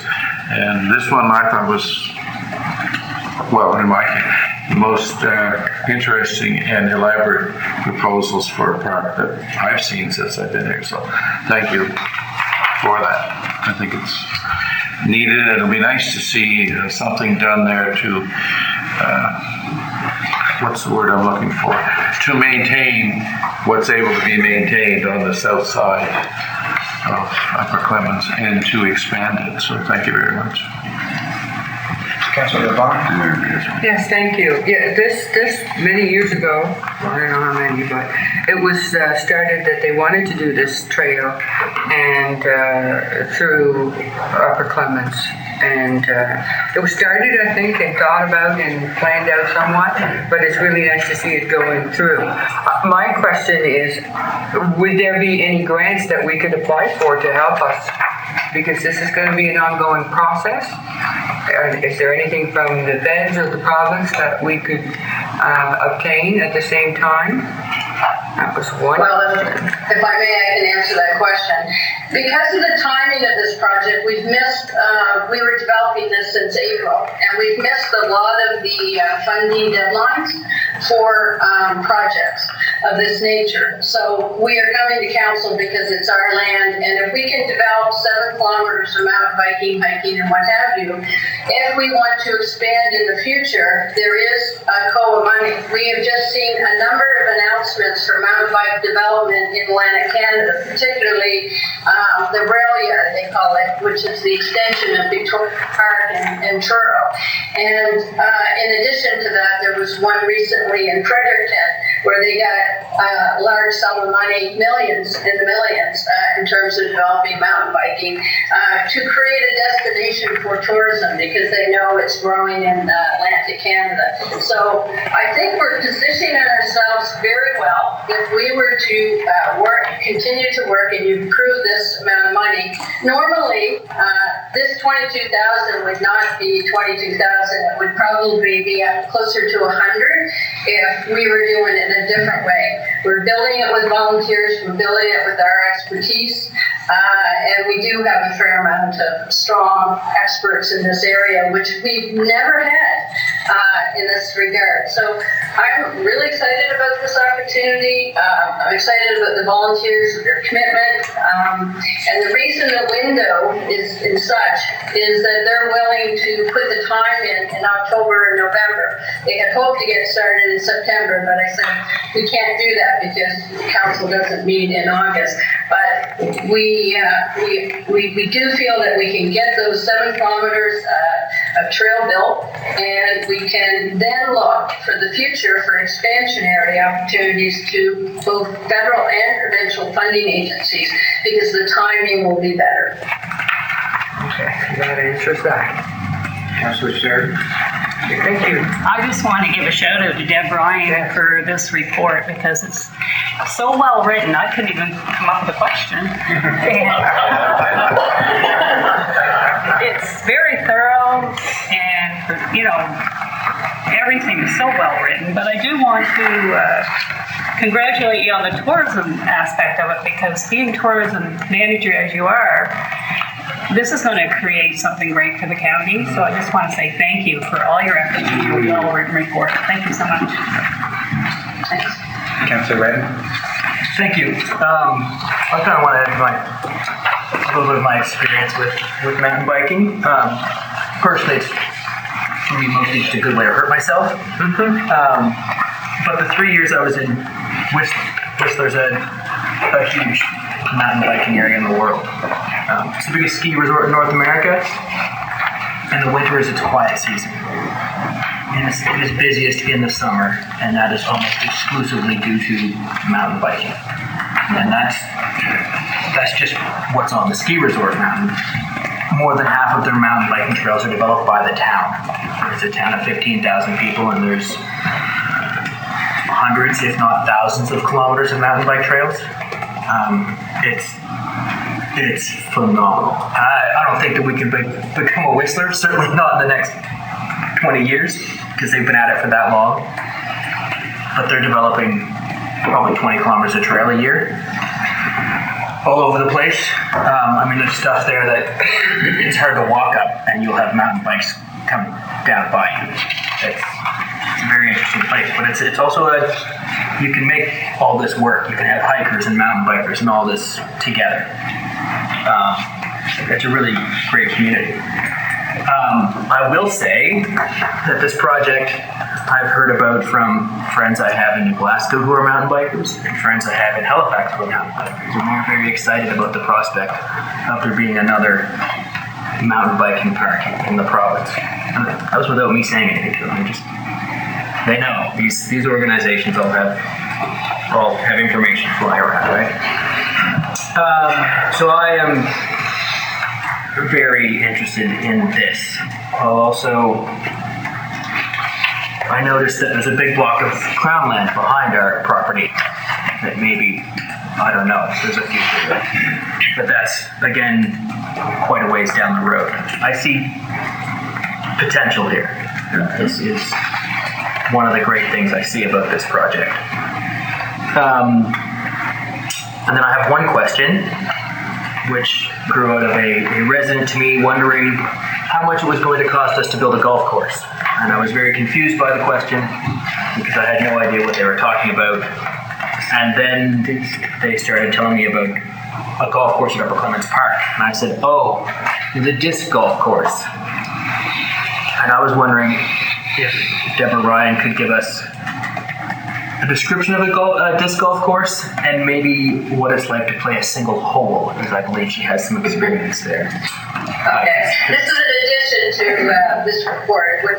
I'll present it to you at another time. But disc golf is growing in across Canada, and indeed, I think COVID actually made an increase. It spiked considerably. So we were looking at it. So if you were looking at disc golf, you would have a disc like a frisbee. It's a little heavier, smaller, and with the proper throw, you would actually go down a runway of sorts, and it can be in the woods, and many are. And what it would do is that you would come to, instead of putting it obviously when you play golf, you would have basically a metal basket or pole that would stand as what we call the hole. And this basket, it's not easy to get that disc in the basket, so you would play it very similar to golf. You go down the fairway, you would have 2 or 3 throws perhaps, and then you would putt, well, we say. It's really not. It's a throw into a singular basket with chains, and if you get it in, and then you go on to the next one. And you score it very similar as you would if you're familiar with golf. And it's growing popularity not only with young people, but people of all ages. And there is an accessibility component where you can provide some holes for people to play from an accessibility point of view. We did have a couple of people, a municipal representative who's developed a disc golf, and another person that develops them to come just to look at the property, to give us a perspective. You know, is there potential here? Is it too wooded? Is it too much open field? Is it whatever? And they said that this site, and this would only be developed kind of west of the mountain bike trails or east of the mountain bike trails. And if council were to approve that, and there'll be another report on it, it probably could be one of the best ones in Atlantic Canada. Thank you. The top 5, as he said, could be top 5 based on what's already there and the uniqueness of the site and the elevation. I hope that gives you an idea, but it is very much, it's not like golf, but if you do have a disc, and for the people that do it, you have to be skillful if you develop those. And people travel all over the province in Atlantic Canada to do disc golf. Better than regular golf. That's just my opinion. Anybody else? Anybody else, Deputy Warden? Thank you.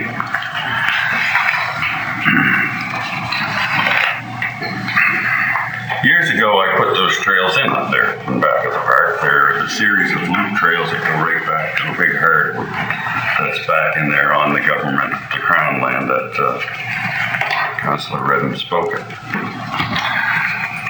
They've never really had much done. That was in Annapolis Basin, what do we call that back then? Abtract. Annapolis Basin Recreation and Tourism. Another fancy acronym back then. We put all those trails in with the idea that they would be used through the years. It was for skiing, hiking, one thing and another.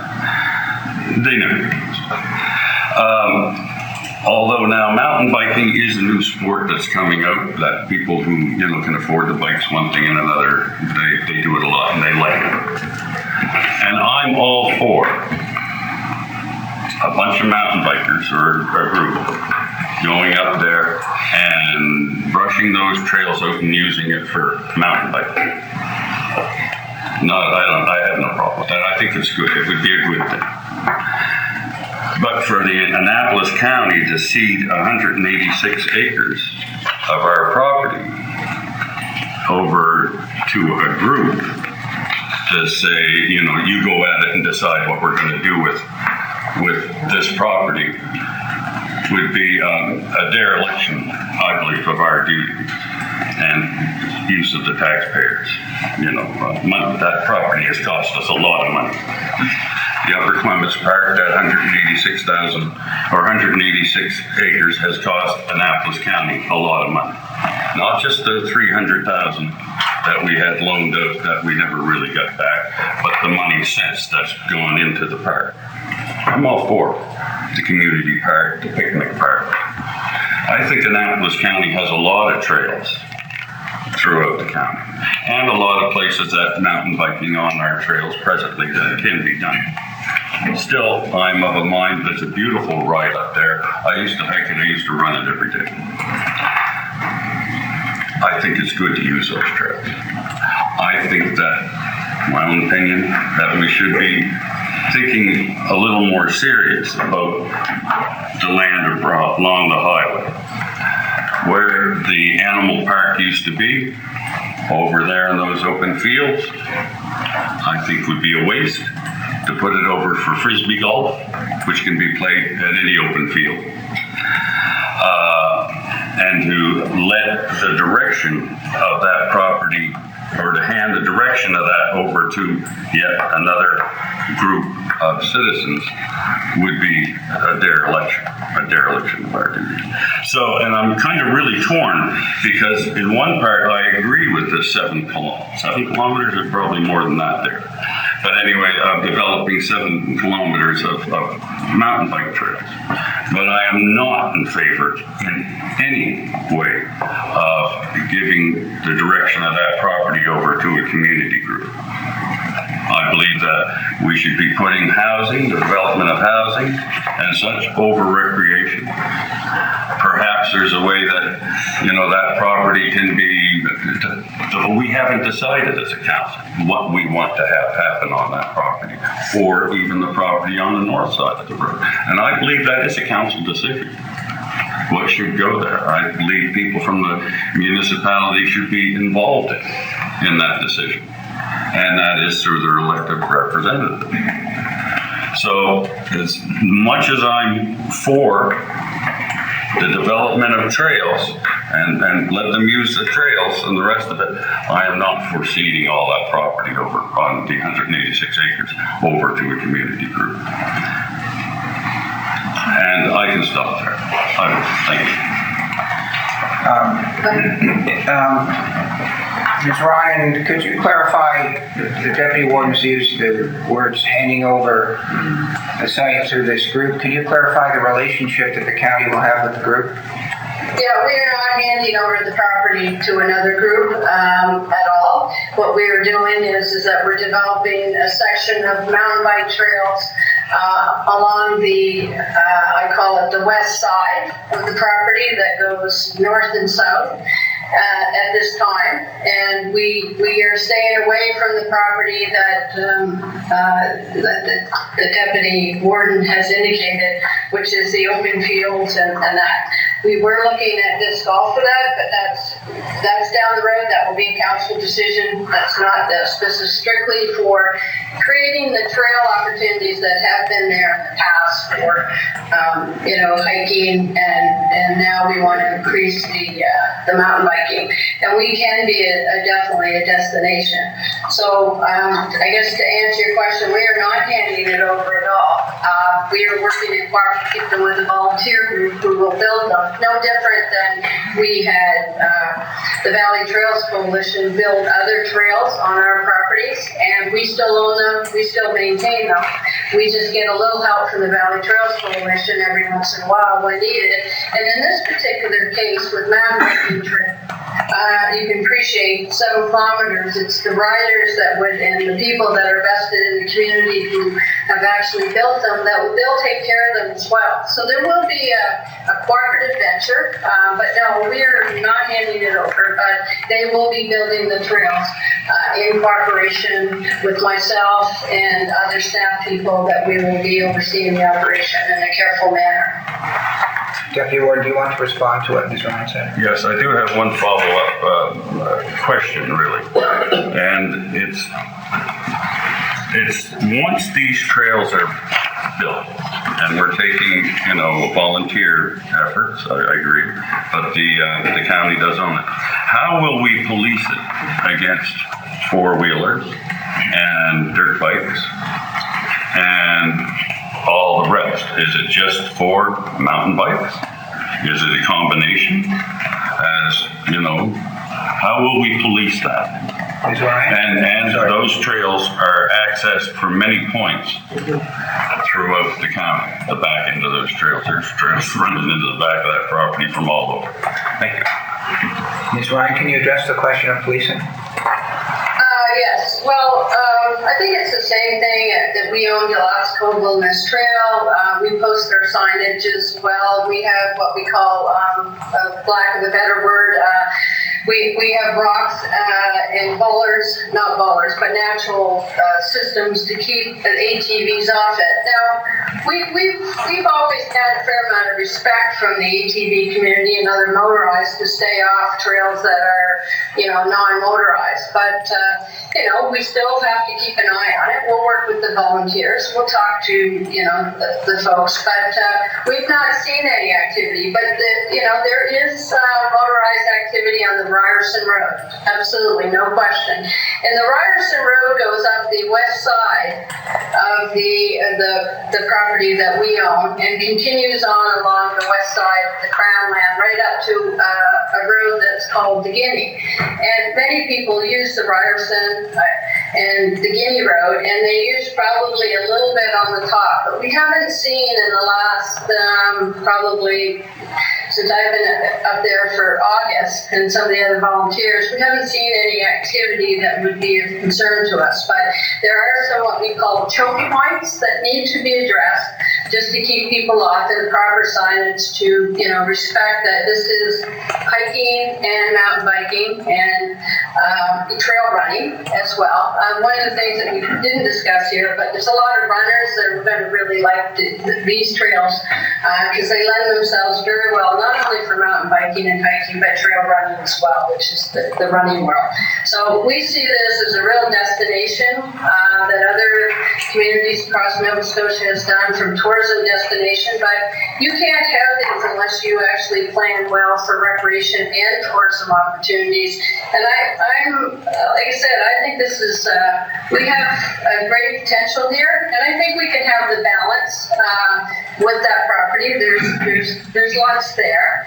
If you don't want the disc golf, you'll be able to say that in the next report. But for now, we're keeping to the right of perhaps I guess it's the gully, we'll call it, and building these trails. And I think you'll find that this is going to be a great legacy piece, not only for road users in our county, but to draw a lot of people. So I'm really excited about it.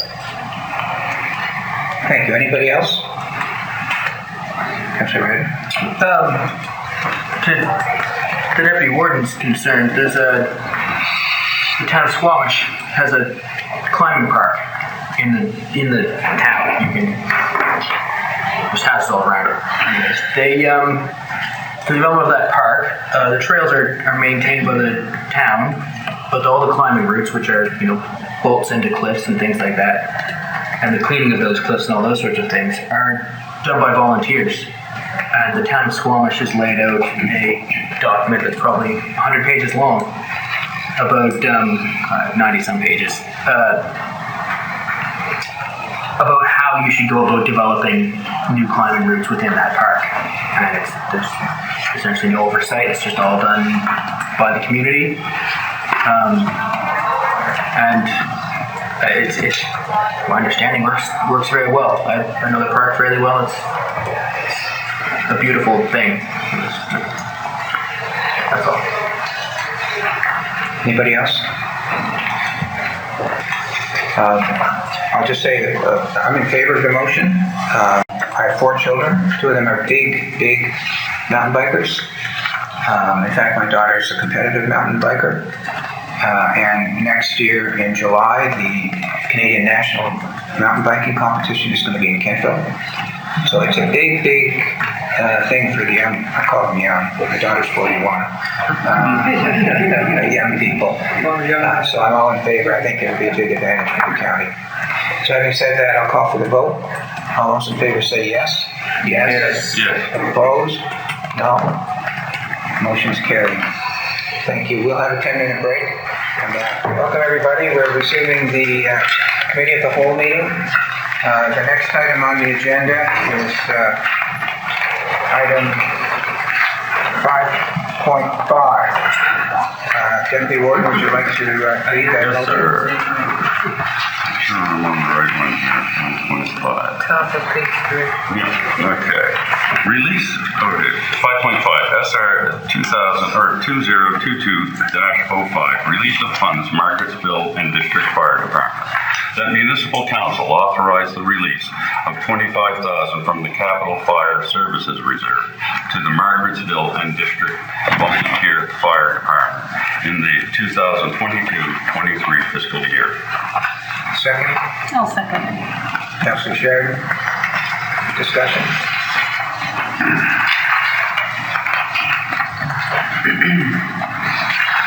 Seeing none, I'll call for the vote. All those in favor say yes. Yes. Opposed? Say no. Motion's carried.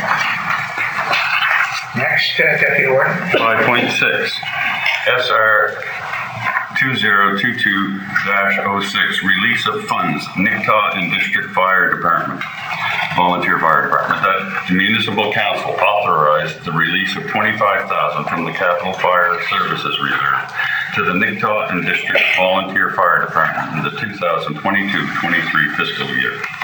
Second, I'll Councilor second. Sheridan. Yep. Discussion?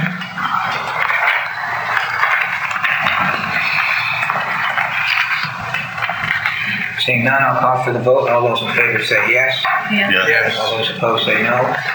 Motion's carried.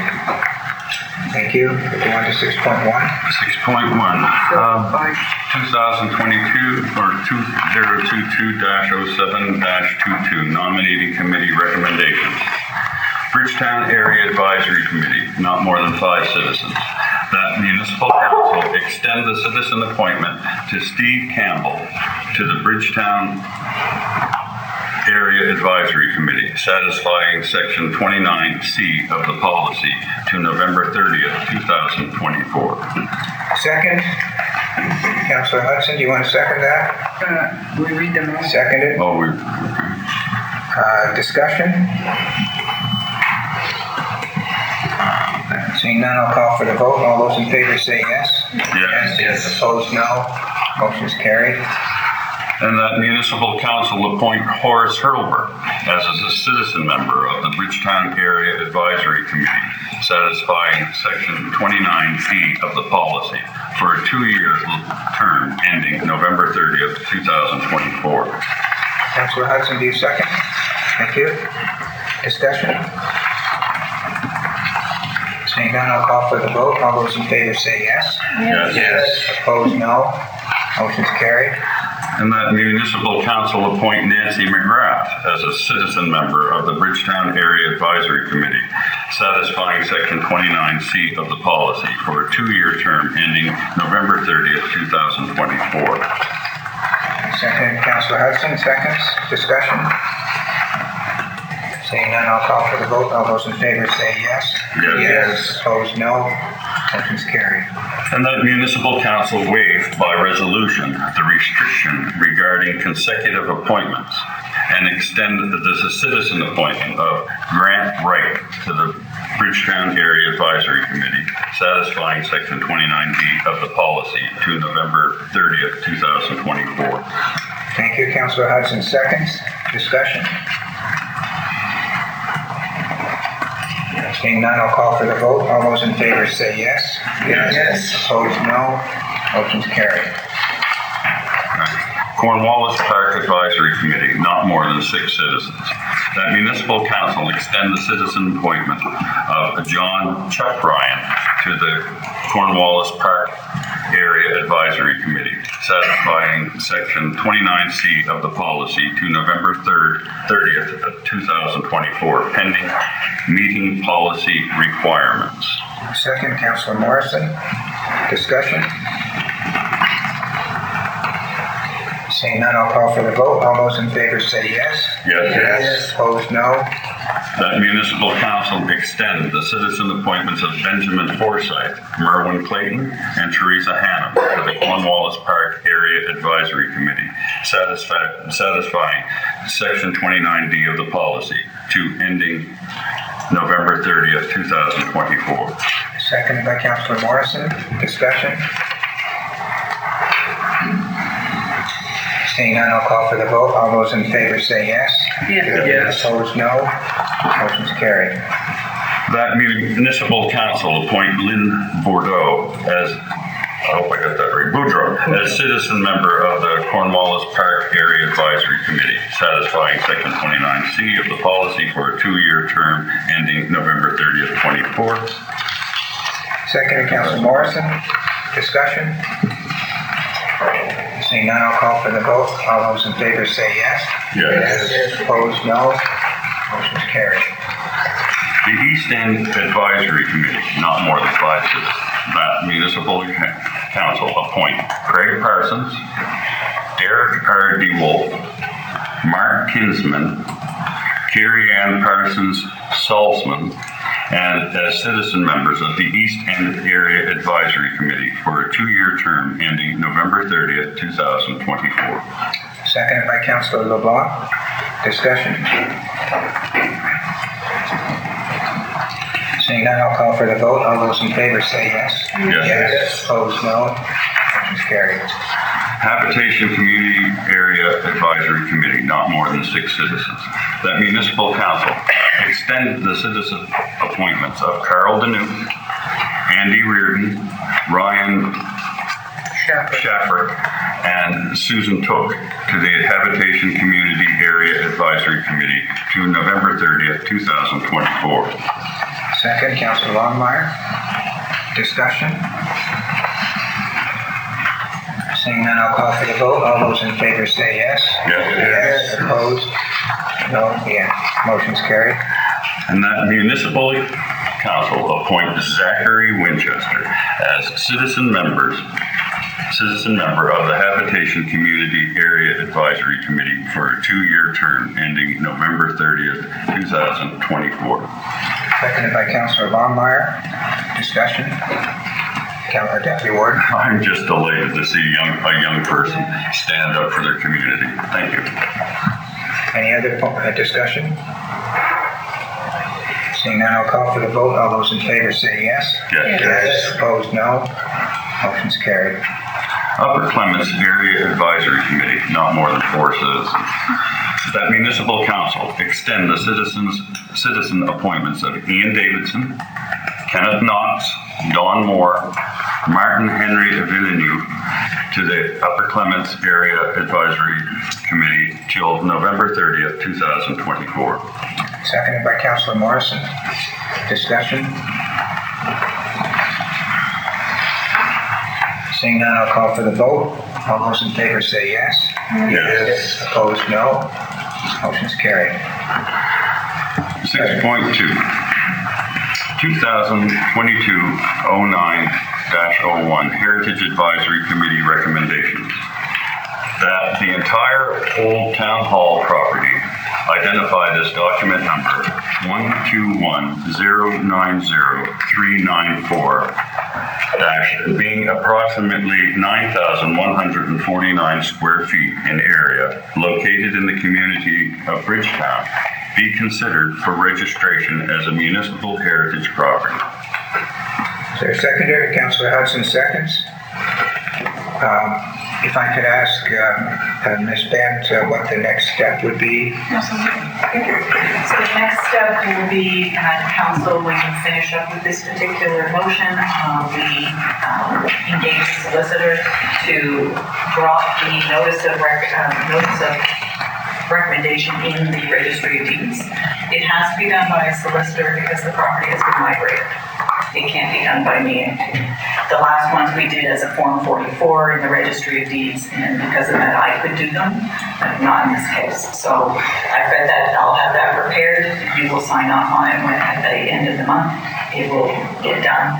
We notify, once that comes back to me from the registry, we notify the owner that the public hearing is going to be set, and I believe we're going to set a public hearing date today or next week, Carolyn? Today. Today during the meeting? After you do this motion, you can set a public hearing date. Okay. And that'll be part of the motion that goes beyond. Sorry, what motion? Your recommendation to council for this, to register the old property. And to set a public hearing. Your recommendation to register the property, when that goes to council, will also include the public hearing date. Check the date. So we're going to have another motion after this to set the date? You can pick a date. Oh, just pick a date. And I will put it in the motion so it's all together. Yeah. Sorry for the confusion. Yeah, that's okay. Any discussion with respect to the motion? As I understand it, if the motion passes, then we'll discuss. We don't need a motion. That it'll be probably returnable at the council meeting in October at 11 o'clock for the public hearing. That's probably what we'll do. Should this motion pass? Any discussion on the motion? Seeing none, I'll call for the vote. All those in favor say yes. Yes. Those opposed, no. Motion's carried. So, Ms. Clerk, we set a date now? Yeah, so what normally happens, the MGA calls it a public hearing. It's really a public acknowledgement where you invite the property owner to come in and they, council is satisfied that they're in support of this moving forward. So there's not a separate agenda. You would set a time. Our public hearing time would normally be 11 o'clock on a council day. So the next council would be on October 25th at 11 o'clock. Okay, everybody, okay, we don't need a motion for that, do we? No. No, okay. That's what it is. Councilor Bardo? Again, related, but I had to call through down for on the 21st as a PAC meeting. That's something different.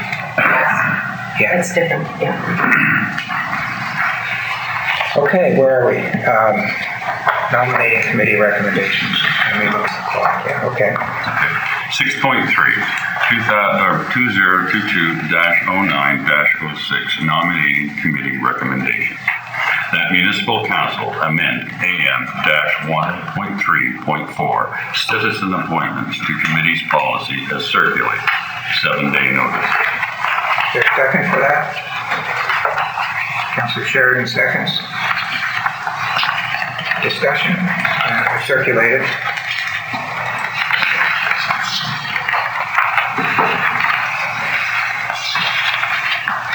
The committee spent a couple hours working on this.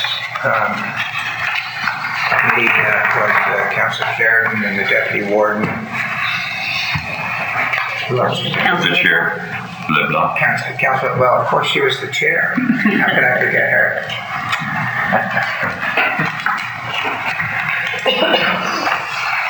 I'm just silent maximum time. I don't see any hands up. I guess we did a good job. I think we did. So unless somebody has any comments, I'll call for the vote. Perfect. All those in favor say yes. Yeah. All those opposed, no. Motion's carried.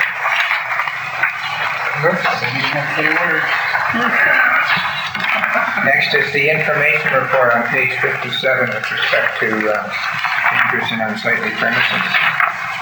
This is not a motion, it's just an information report.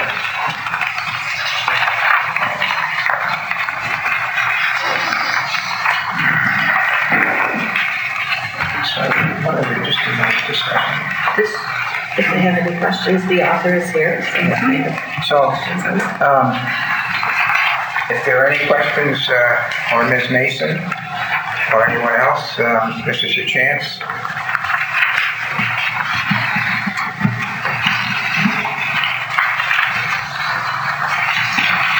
I'll break the ice, I have a question.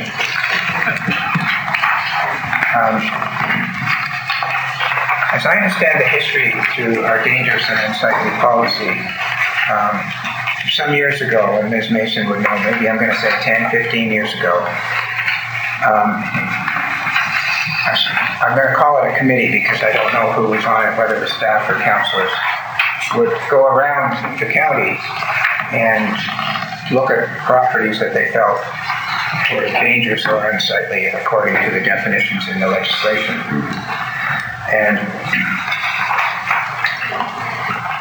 And then proceed with respect to those properties. About that time, 10 or 15 years ago, the policy was changed such that the committee, I'll call it, did not go around and do that anymore. The county left it to residents, taxpayers to file complaints, if I can use the word complaint, with respect to certain properties. And so now that's the way we do it. The complaint has to come from a citizen. And it's my view, I would rather go back to the old system. I think the reason for the change, and Ms. Mason and I did have a long discussion about this some weeks ago. The reason for the change is that there are perhaps different standards of dangerous and unsightly in different parts of the county. And so to recognize that, then they suggested that it be people from the community that would then file the complaint. The difficulty I have is that filing a complaint against your neighbor is a difficult thing to do. And I believe that if you file a complaint against your neighbor's unsightly premise, you're not identified formally. And Ms. Mason is agreeing, but I do think it could be boycott, probably, to get the information. But regardless of the formality of it, it's just something that as a neighbor you don't want to do. You just don't want to ruin the relationship you have with the neighbor, even if his property is dangerous or unsightly. And so, as a result, I see properties in our county that, in my view, are dangerous and unsightly that don't get reported, and probably because, it's not because people in the community think it's okay. I think it's because people in the local community don't want to cause bad neighbors. So for myself, I just assume go back to the old system, but this is not a decision we're going to make today. This is just an information session where we're just going to have a chat and talk about things, as I understand it. Councillor Morrison? Thank you. I know we've had discussions in council before where you would consider a property and the councillor would say, no, that fits with the flavor of the local community. In District 6, historically, there's no shortage of people who don't give a damn who the people are on whom they report. And while I never know exactly who did it, a lot of residents seem to know. And a few years ago, there were one or two people who made it a regular practice. And we sort of identified them because when they moved over the district, the reporting stopped.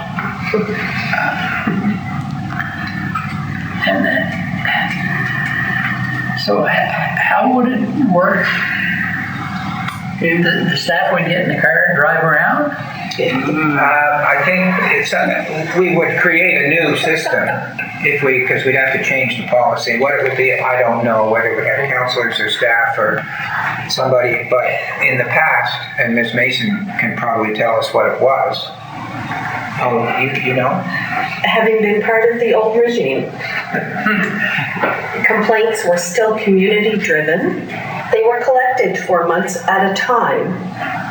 When the unsightly tour took place, so a vehicle would be rented so that the counselors who sat on the unsightly committee got in there with the clerk and a scribe, and you drove to each one of those. So the complaint wasn't addressed when it came in. It was collected until there were enough to Warrant a draw. Booking a vehicle, renting a vehicle, and it was a long, drawn-out affair. Then each one of those would come back and be discussed all over again. And it seems to me it was maybe when the changes were made to the MGA in 1999 that allowed the CAO to appoint an administrator for dangerous and unsightly premises that change made. So it may have been more than 10 or 15 years ago. It was a long day for all counselors and staff involved, and sometimes it would go over 2 days. But as I have mentioned before, when only some of the counselors are on a committee, when it comes back, then it all has to be discussed again so that everyone comes to the same level of comfort. So it was not only long and drawn out on the road, it was long and drawn out when it got back, and each one was discussed, and now we televise our meetings. So it would be even maybe a bit longer and more uncomfortable. But with the administrator process in place, it's more streamlined, it's addressed quicker, and council is kept apprised of what's going on. But that's how it worked in the past. Councillor Sheridan? So where we have the administrator in place, why does it have to go back to the vehicle and all that? Why can't, okay, I'm driving by something in my district that I feel is unsightly or dangerous and report it to Ms. Mason, and she could do what she already does as opposed to getting a group together. Would that not simplify the situation? If I could respond, yes. That brings in the other issue that's addressed in the information report, and that is whether councillors can report. And we can talk about that, but I would think that if it wasn't community driven, it would be, that's the way it works now, is that it's reported to Ms. Mason. But I'm just saying, as a counselor, could I not, I'm also a taxpayer, it's my community, and I understand what it says in the Municipal Government Act, but don't I have the right just as well to report to Ms. Mason? And I understand it would be a conflict of interest, I'd have to leave the room if it was discussed that they were going to tear down the building, I do understand all that. But that would be rare, because most people, if they get the notices, they're going to act upon them in some manner. And I've sat here for almost 6 years, and it hasn't been that often that we've had to make a decision to demolish a property or anything like that. So I think it might be worth trying it out, just my opinion. Do you want to ask Ms. Mason to respond to your question about councillors, or just leave it there? Well, if she can, yes, of course. It's up to you. If you can. So I did a lot of research, asked a lot of questions, and no one in other municipalities as well break that out. What is a ratepayer as opposed to the representative for council? I think it's been kept silent for a reason. Absolutely dangerous, if you have dangerous buildings and you've seen them, you should report them to us, because anybody can report a dangerous situation and we will act on it. The unsightly, it's everybody's opinion of what is unsightly, and maybe we would need to go a little further in definition. I think the council was reporting something unsightly, and again, yes, you've addressed the issue that means you have to remove yourself from any discussion if there should be an appeal or something. So it's council's decision and it's your policy. So if we're interested in having a further discussion at some point to look at the policy the way that is written, we might want to flush that out. Okay, thank you. Councilor Crouch? Thank you. It's been my experience that in my district, the current policy works quite well. I can only think of perhaps 3 occasions in the last 3 years, almost 3 years, where it has come up. Sometimes I'm aware of it because I get a call and I forward it to the correct person who deals with it. And Miss Mason always does a great job. Once I wasn't aware of it, and when I got the report, I said, "Oh, yeah, I was fine there." Now that you mention it, that was there, but I think most people, I think it was mentioned, I'm not sure, perhaps Councillor Sheridan, most people, when they get the notice, it's been my experience, attempt to do what is required to have it stop at that point, and most people are very forthcoming. It's been my experience anyway to do what they can to fix the problem. And of the incidents that I'm thinking of, I don't think there were any. I'm not aware of any repercussions between neighbors, but I take your point that sometimes it's a difficult call to make. But I think the current system, from my point of view, works well. But that's just my perspective. Thank you. Councilor LeBlanc? I have to agree that I think it works well. I know that some people sometimes don't like to call in, and I've had some calls, as Councilor Cotw has had, and reverted to Cheryl, and Cheryl is very competent and knows exactly what she's doing. And to go back to a system that would take a long time to start, and then you have a big pot of things to do, I think we're not proactive on that sense. I think where we're at least, if we could make it, improve it, mind you, Mrs. Mason is great at what she does. I've never had a problem. I mean, everybody's, sometimes it takes a little longer for certain people but there's patience involved and there's time, and you go by the process. Just because I want that cleaned up now doesn't mean it's going to happen. But you have to give time. So I don't have any problems with what we have, unless Miss Mason thinks that we do have a problem and she has some definite points that we have to clean up. That's where I'll leave it. I'd like to hear them. So, thank you. Deputy Ward, did I see your hand up? Oh, yes. First, I'd like to say I'm a councillor for District 8. I don't live in District 8, but I am a citizen of Annapolis County. And I have 2 communities that I live in. I live in Upper Clement. I hope to live in Granville Ferry in a few years. I have 2 communities. So I have one that I'm going to end up living in. The one I'm going to live in has a property that's they rent out, it has apartments in it. And the property's going to pieces. Right? For years I've watched the eaves trough fall off the place, hang down, eventually blow away pieces of it.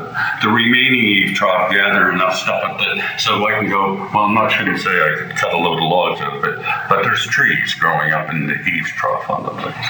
And the siding is all come loose and is blowing away. It's covering over windows in places, the siding.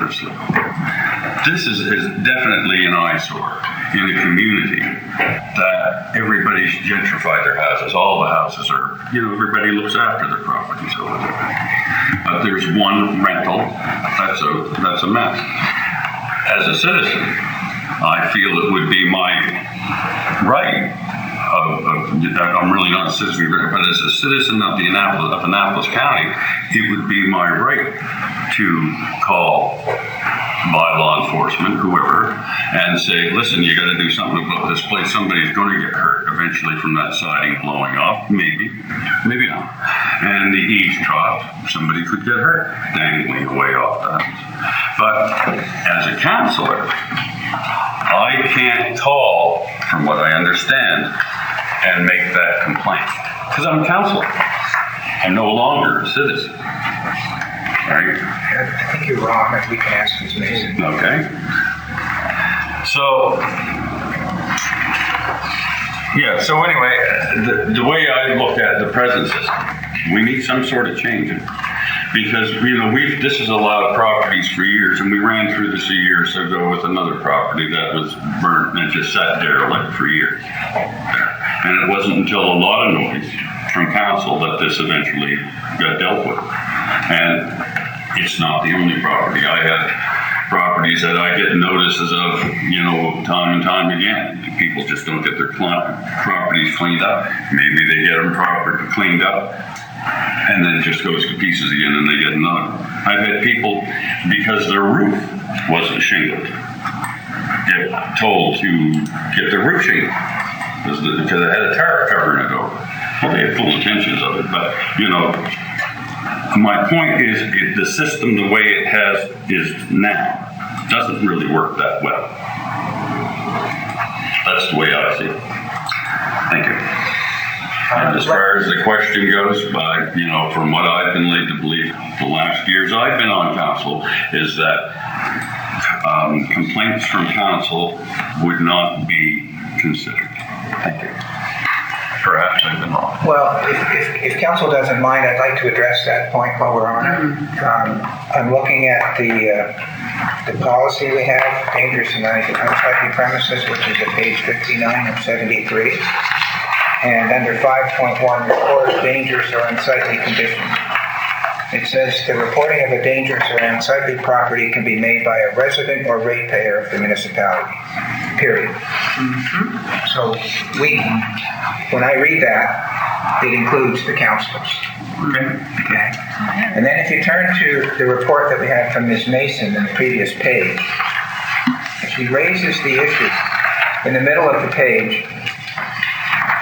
She has a quote here, and then it says, which indicates that the council, or in our case, the committee of the whole, is the body to receive and make a decision on the matter. And then she says, so would this not cause a conflict if a member of said committee were the one to make the complaint? That being the case, the councillor for the area would then not be a conduit for the community, as they would have to remove themselves from any discussion and decision. And that may be correct that they would have to remove themselves, as Councillor Sheridan said, but personally, I still think they're being a conduit to the community because they're the one filing the complaint. Mm-hmm. So when I look at the policy, which is really what governs, councillors can report, and they may have to absent themselves if it comes before an appeal before council. Mm-hmm. Councillor Morrison? Thank you. Notwithstanding everything you said, we were clearly told by the previous full-time CAO that we could not do that. And the relationship between council and the CAO has to be one of trust. If the CAO tells us something and with the courage of his convictions, then we go according to that. I don't think I am going to set myself up as the judge of all the buildings in District 6. Because my tastes and wishes would be different than others. And what would happen is, when I'm on my way to the breakfast on Saturday morning, Johnny says, "Oh, there goes Morrison again. He's out inspecting buildings." I like the system we have now. Thank you. Councillor Sheridan? Just to follow up on that, I think it's more reasonable in that I get phone calls that say, I don't want to complain about my neighbor, however, can you do this for me? And I was always told and under the assumption that we could not. And I would try to encourage that person to go call Mason and make the complaint. If we could get more clarity on this, I would feel better than I could just call Cheryl up and say, okay, so-and-so just called, there's a complaint in my district. Would this be possible to take care of? And that's just to simplify it a little tiny bit for those who do not want to make complaints against their neighbor. But I am the representative, and I feel like my hands have been tied and I haven't been able to help them in that aspect of dangerous and unsightly. Thank you. Yeah, the 5.2 of the policy does say that as councillors may ultimately be required to serve as a jury, all residents or ratepayers wishing to register a complaint in regard to an unsightly or dangerous premise matter should contact the administrator. So I think you're doing the right thing. I read that it should say, well, you should do it.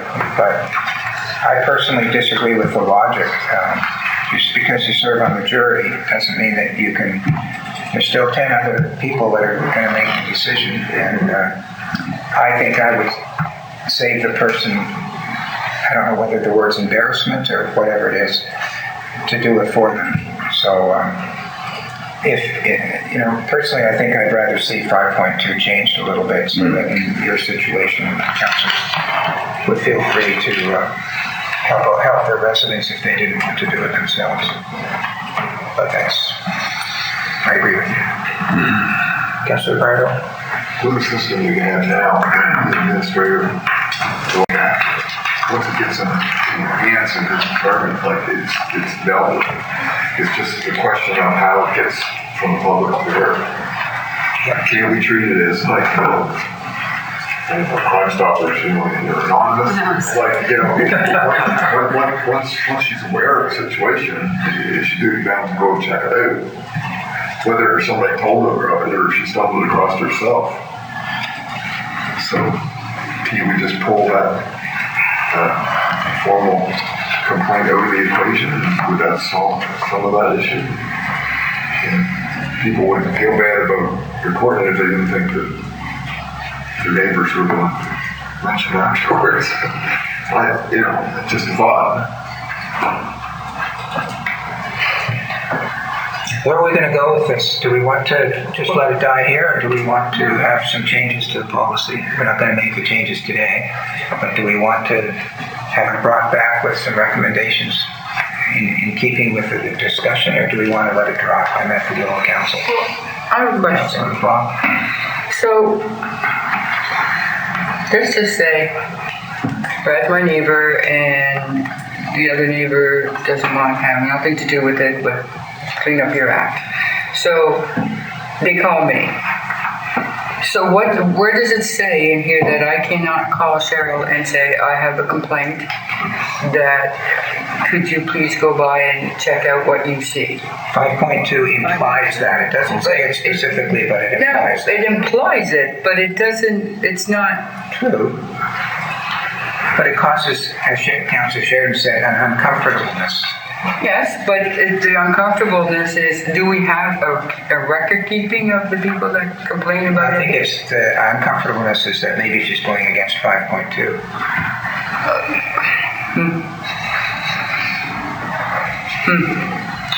We'll be more uncomfortable sitting in a car full of councillors going around. Well, I don't think we can. I think the car going around is not on the table. That's not on the table. I think the question really... We went from bad to Yeah, I think we're just at the stage where can a counselor be the person to file a complaint? Counselor Redden? It's funny your use of the word uncomfortableness has tweaked the thought. And back when we did our in-camera training with municipal affairs, they said just because something is uncomfortable doesn't mean it should be in camera. Part of our responsibility here is to be uncomfortable sometimes and to do things even when they are not comfortable. That was my first thought on my first significant thought on this process. So that's I guess the conclusion would be uncomfortableness is not really a relevant consideration. It's about being responsible for our communities. I'd like to try and draw this to a close and move it along, and I think I'll just say, do we want to ask staff to come back with a recommendation that clarifies whether counselors can file a complaint? Do we want that? Yes. I see a yes, I see a yes, I see a yes, so I'm getting the sense of council that Mr. Interim CAO, if you could bring back a recommendation to council which would clarify on the policy, might require a change in the policy to confirm that councillors could file a complaint. If you could do that in the future. We'll take that away to work on it. This isn't urgent. Councillor Morrison? So Johnny phoned me. Says, I'm afraid of my neighbor, but it's an absolute mess. And I report it. I then become the reporter of record. Correct. And if any of this gets serious, then am I obliged to make public the name of the person who asked me to report it? I think I would be. Right now, when a person calls and makes a complaint, that is a private discussion, and that information is confidential. Not 100%. If a counselor was the one reporting, it would become immediately obvious who the complainant was when you had to excuse yourself from a quasi-judicial role. That wouldn't happen if the complaint coming from the community. In your example, Councillor Morrison, you wouldn't have to, you could tell your resident you'd rather he file a complaint if you wanted to. You wouldn't have to, it'd be up to you, right?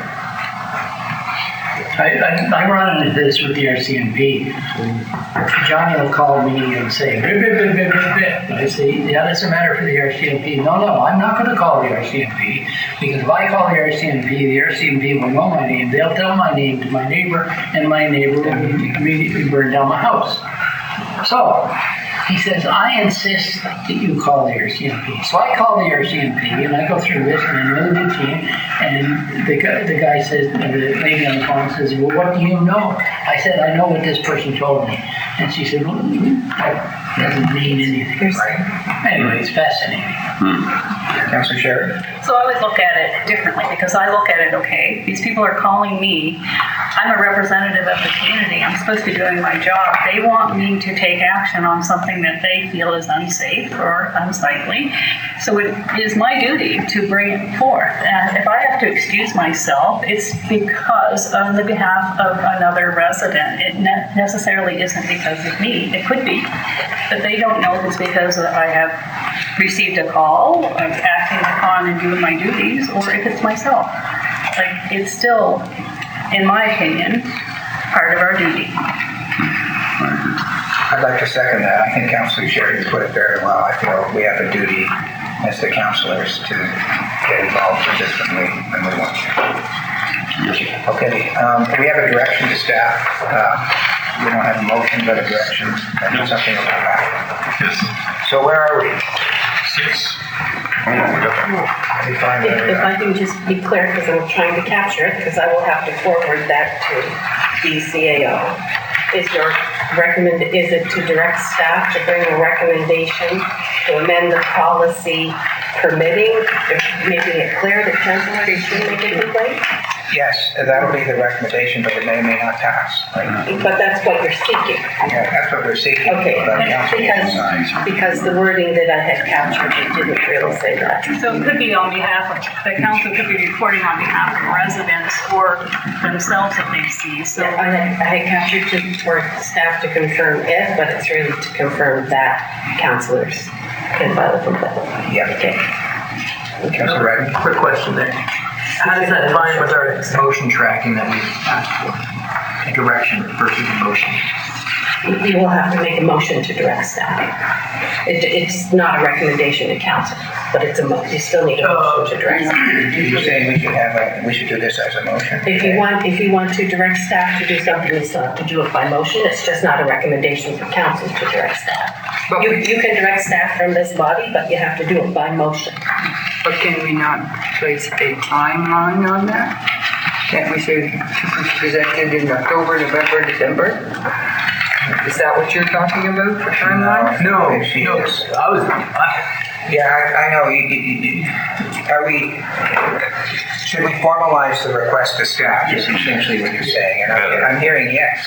That's what I'm hearing. If you're directing staff, it needs to be by motion. It just doesn't need to be a recommendation to council to make the motion. This body can direct So the staff committee of by the whole motion. can do so can you perhaps read what the motion would read like? So it's and then we'll see if somebody will move it. To direct staff to bring a recommendation to amend and I'll name the policy, to confirm that councilors can make the initial complaint. That's Would you read that again? isn't it? That's weird. Would you just read it again? I missed the last part. To direct staff to bring a recommendation to amend whatever the name of the policy is, to confirm that councilors can make the initial complaint. Okay. Would someone be prepared to make that motion? Councilor Redden has, Councilor Sheridan seconds. Discussion, Councilor Morrison. Thank you. So we're telling the CAO what to do. We're giving him the answer. Well, we're asking for a recommendation. Yes, we are. Yeah, we are. Yeah. Shouldn't we be asking for a recommendation as to whether? I agree with you. You're right, Councilor Morrison. I agree with you. Is that? Yeah. So can we? Who moved it? Councilor Redden, will you withdraw the motion and we'll amend it? Can we just We can work the words? substantively. Okay. Fine. Okay, so Let me name the policy and then I won't have to stop saying that. 1.4.15 dangerous and unsightly premises policy. Thank you. To direct staff to bring a recommendation to amend the AM 1.4.15 dangerous and unsightly premises policy to confirm whether councilors can make the initial complaint. It's still not right. No, it's not right. It's not, because as to whether it should be. As to whether councilors confirm as to whether. can make the complaint. Is that You what want to read what you have now? I don't think that's actually what we're going To direct staff to bring a recommendation to amend AM 1.4.15 dangerous and unsightly premises policy to confirm as to whether councilors can make the initial complaint. No, it's That's still not right? it's too muddy. But I think she's got it. It is a little muddy. I don't think you need to confirm. You don't need the words to confirm. You just as to whether, but Bring a I think we've got policy, to amend the policy as to whether councilors can make the initial complaint. it. Yeah. Councilor Morrison seems to accept that. So, are you prepared to amend your motion, Councilor Redden? Can we just call it that rather than amending it? Under Robert's rules, if we're not really changing the substance but changing the wording, we don't need to make an amendment. We can just, as long as the mover and seconder agree with the Okay, I should. changes. Okay, do you agree with that, Councilor Sheridan? You agree with that? We have a motion on the floor, Council. Any further discussion? Councillor Pratt. So if we pass this motion today, when the report comes back, we will vote on whether or not to accept the report. Correct. Correct? Good, thank you. Councillor Barter. So in effect, we're asking staff to review 5.0 and 1.4. 5.1 and 2, isn't it? Yeah. 5.0 covers 1 and 2. I have to pull it up.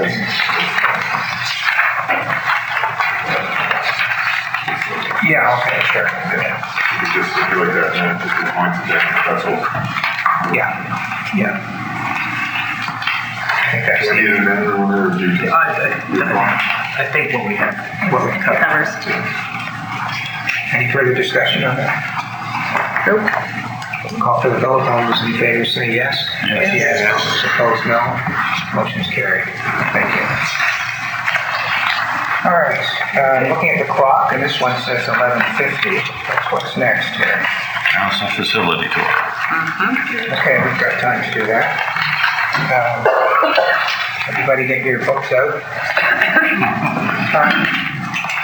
Mr. Young, are you the host of the tour? I am. And are we doing 2 days? We are. So we need 2 days. Correct. Do you have proposals? I do not. So it's just like how that up to council. How long will each one take? Half a day or a full day? Well, it's from 8:30 to 3:40. It's the whole day. Yeah, Deputy Warden. Thank you. So I see this, the facility tours, but there's a couple of things missing in the facility tour. And I'd really like to go see them as council, and I would like council to see them as well. One would be the waste transfer station that we spend huge amounts of money on building. And the other would be the dog pound facility, animal facility that we have in Upper Granville, which we have spent large amounts of money on. So I would like the council to see them. Waste is on The waste one is there at 11:30. We just need the Oh, animal waste, okay. shelter. We just need the animal one. Yeah, I think the dog pound's a good idea. Oh, yeah. So, How are we gonna get dates? Throw them in the By pot. consensus. Yeah, so who wants to be the first one to propose? Do I take it the staff is generally available, Mr. Young? Correct. Well, I'm at the council's pleasure here. I'm looking at the week of 3rd of October. Seems pretty clear on my calendar. Let's do that. Friday, I won't be here Friday. That's before the committee as a whole. I'm easy. Let's start there, October 3rd. Is that work? Okay. Not good for you? Do we do Fourth? October October 4th? 4th work for everybody? Yes.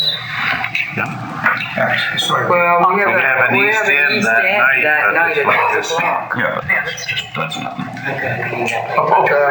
That's nothing, that's an East End report. You push over there. I'd rather do it Monday. We could, because it ends at 3:30 or whatever, so, Yeah, 3-4. yeah, so we still have lots of time between that and each thing. Just 3 full hours to put it for sure. So we moved off the 3rd, did we, Wendy? Lynn couldn't make it on the 3rd. Pardon me? Lynn couldn't make it on the 3rd. Oh, okay. But the fourth, she. 4th, we're good? Yeah. Okay, what about Fourth and Wednesday? after. We got 2 days, we can do Wednesday as well, if you want to do them back to back. That'd be torture.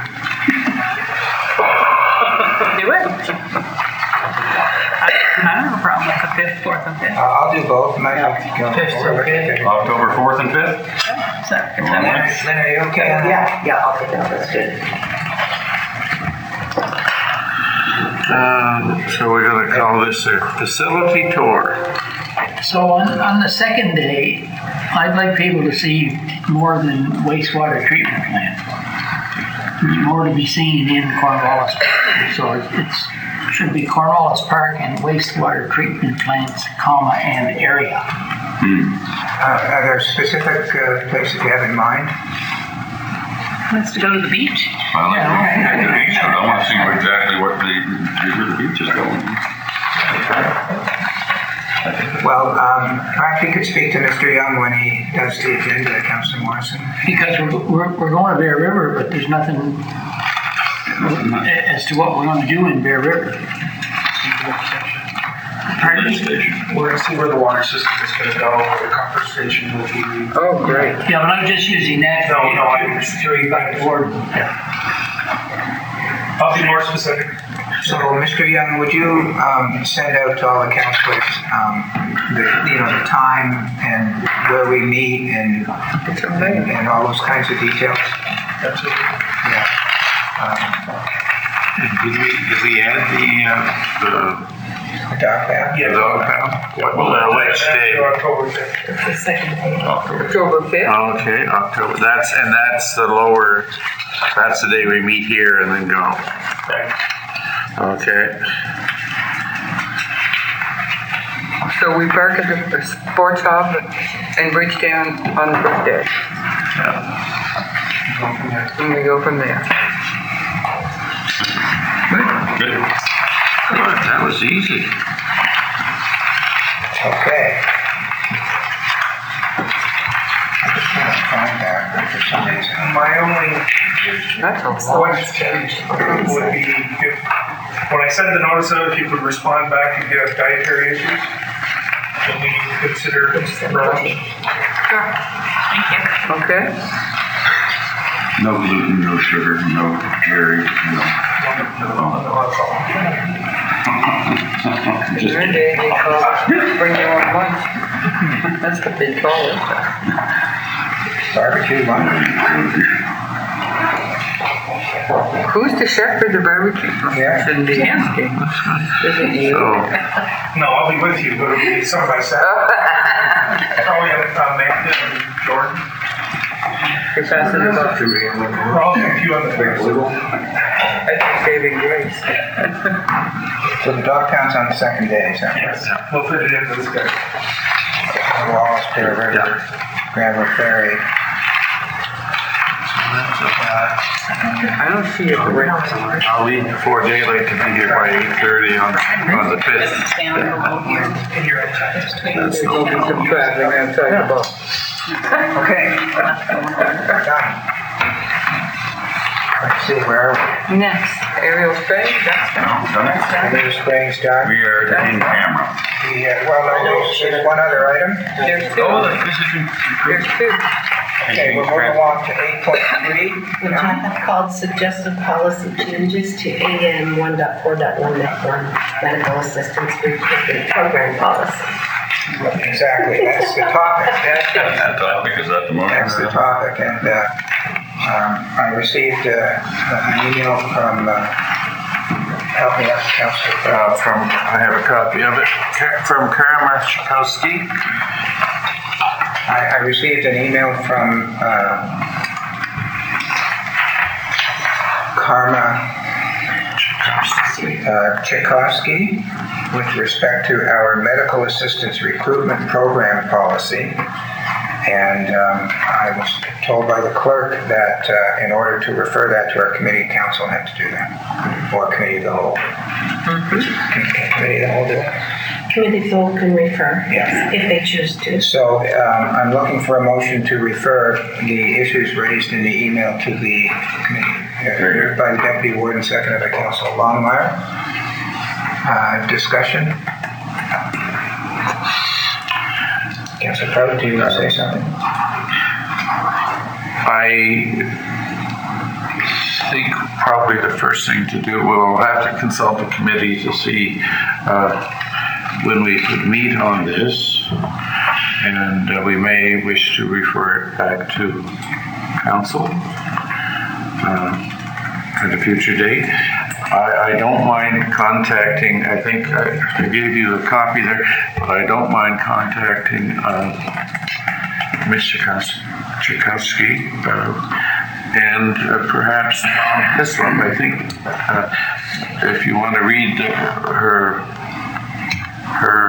letter to you, her email to you, she mentioned the Mid-Valley group that is sort of an umbrella, and it sounds like someone referred to Karma their concerns. So I would probably check with Mr. Hislop, who is the chair of that group as well. Well, we're Just gonna- get a better sense of it to bring back to the committee. Well, if the motion passes, it'll be referred to the committee. You're the chair, I guess we'll give it to you and the committee as to how you proceed. Okay. That's good. That's Any further, is your hand up, Councilor LeBlanc? Yes, it is. I'm wondering if we pass that on today. We have a meeting on the 19th. If I could comment on Mr. Kerr, yes, LA Kerr Kerr has told me that one of the people we were expecting that day is out of province and can't meet on the 19th. I need to talk to our committee about that. Okay, so, But we could perhaps meet then to discuss this topic. well, that's why I was wondering if we can we present it then on the 19th from the committee of the whole to the committee and then bring it back to council? That work? The committee has all said they're available on the 19th from, I think it's 1 until 3. And We're gonna leave this to the committee. maybe we'll do that. And in the meantime, I'll approach the two individuals I mentioned to get some more background. If everyone can meet as we planned on the 19th from 1 to 3. Well, we'll leave it after we pass the motion to you guys. So the motion says Refer refer to committee. To refer the suggested changes to the committee for review and recommendation. Okay. Thank you. Any further discussion on the motion? All those in favor say yes? Yes. Opposed, no. Motion's carried. Give that back to Bruce. The only other thing we have on the agenda before we go in camera is King's Transit, which I'm told is going to be 1 to 2 minutes. There you go. Yes, we're going to time me. Want to. On August the 5th, the King's Transit Board met for the last time where they approved the audit from BDO and introduced a new chair for the board that was the 2-year pilot, which is, let me think for a second, Dwight Wynot. And no other members were there for the new committee. However, now I am passing the reins to the warden, which will be the member that represents Annapolis County and King's Transit. Congratulations. So it's now in the hands of the Intermunicipal Services Committee, whatever that's called. Yes. Which reminds me that Now, you talking is not on my time. Oh, yeah. Just so you know, I'm not. which reminds me that I prepared my warden's report, which I usually do for Committee of the Whole, and it's not on the agenda, and I just realized that now. So I'd like to move the change the order of the day so that I can give my warden's report. And I know I spoke to the CAO to do a CAO's report. So we can do this after lunch, but I'd like to change the order of the day now. We seem to be making good time. So I don't know if I'm allowed to make a motion. I'll move to change the order of the day to include the warden's report and the CAO report. Okay, is there a seconder for that? Councilor Longmire seconds. Is there any discussion? Seeing none, I'll call for the vote. All those in favor say yes. Yes. Opposed, no. No. I accepted. I couldn't let it go. So, according to this clock, it's 12:03. We're making good time, so we'll take an hour and a half because I think some people want to go downtown. And we'll come back at 1:30. Everybody, this is the resumption of the Committee of the Whole meeting of the County of Annapolis. The next item on the agenda is the CAO report. I'll turn it over to our interim CAO, Mr. Doug Patterson.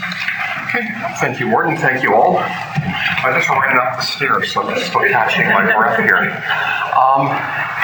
I guess what I want to go through with you is just talk a little bit about some of the information that I've already sent you, talk about my reporting plans now and going forward. So today I'm just giving you a verbal, but normally I will write things for council. Given that I've just been at this 2 weeks, my 2 shorter ones seemed to catch us up reasonably well. The weeklies and the monthlies expect them to probably get longer as I get involved in more things. I'm going to keep up with team communication, doing a little weekly email update from me. I'm starting to have weekly meetings with all of the CAO's direct reports. We didn't do that before. I think the communication was more casual, but I like a process where there's specific formal meetings. It's a lot easier to track work and problems and things that way and support people. I want to look at what we do below the CAO's direct reports. I really think we need something going on in a little bit more in the way of one-on-one meetings between managers and the more senior staff, some team meetings and things. That really doesn't happen now, and I think these are good. I think these are good processes for communication. So on to some specific business items. We've looked at and talked about strategic plan, and you were all there for the working meeting for that. So I am working to follow up with the consultant and see what they think next steps are. It seems to me that they probably have enough research that they could now begin suggesting some solutions to us. And I see that it's a little bit more efficient and more easier on council's time to start looking at some conclusions and maybe vetting them or filling in some blanks versus taking a much more open-ended research approach. Let's see what they can do to come back to us with some bigger picture things. I think they've done great work so far in working with you and other staff to do a lot of research so we can start looking at, okay, now what do you think?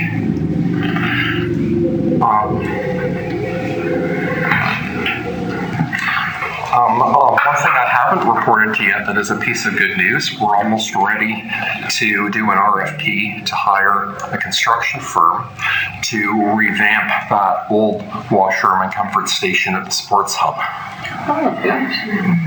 So as you know, there's approved funding for that in our capital budget. So we're now very close to being ready to hire the consultant and do the work. So key features of that are going to be 3 fully accessible washroom units within the building and a canteen.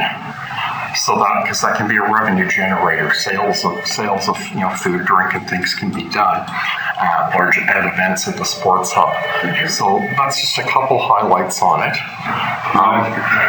Most certainly. Thank you. Will this canteen, will that generate funds for the county or for the group that's holding the event? That is a wonderful question. I don't know yet. At this point, we're just trying to define the scope of the building and do the construction. Sure. Thank you. The construction would happen this year, this fall into early winter. The accessibility grant that we have for part of the funding has a deadline that we use it by, I think, mid to late February. And I think practical construction-wise, we want to be done ahead of them. It's hard to do construction.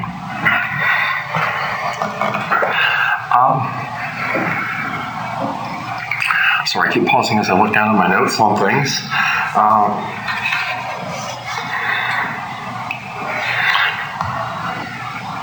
I mentioned to you, I want to bring it up again because I'm not sure how much council knew about it. So since the spring, the municipality was planning to do a large HR review for all positions, where we look at salaries, job descriptions, etc.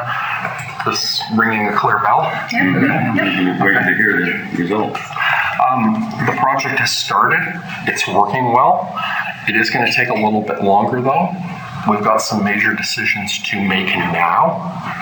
So it was a pretty careful decision that I reviewed with others and talked to the consultant. We've decided to put it on hold for a little bit right now. Let's think about maybe resuming it with the longer-term CAO. Given that, we have to make a lot of big decisions now. Yes, Councilor. In your deliberations about this HR review, were you approaching it with what they call red circling or red underlining?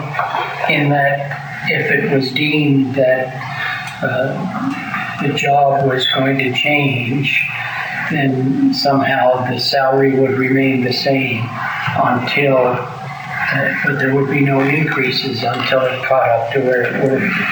Well, do you know what? We don't know yet, and those are decisions we have to make once we see this. And this is an important thing, I think, for all of us to understand and for our team to understand, because we haven't done this in recent memory. Just because you do reviews or do salary reviews doesn't mean that that's going to indicate a change. It could tell us that a number of roles are where they should be and that they're already competitive. So it's really important when you ask questions of a consultant and you do a review. I think we've got to wait for the answers to see how we react to it. Thank you. Sure. Councilor LeBlanc?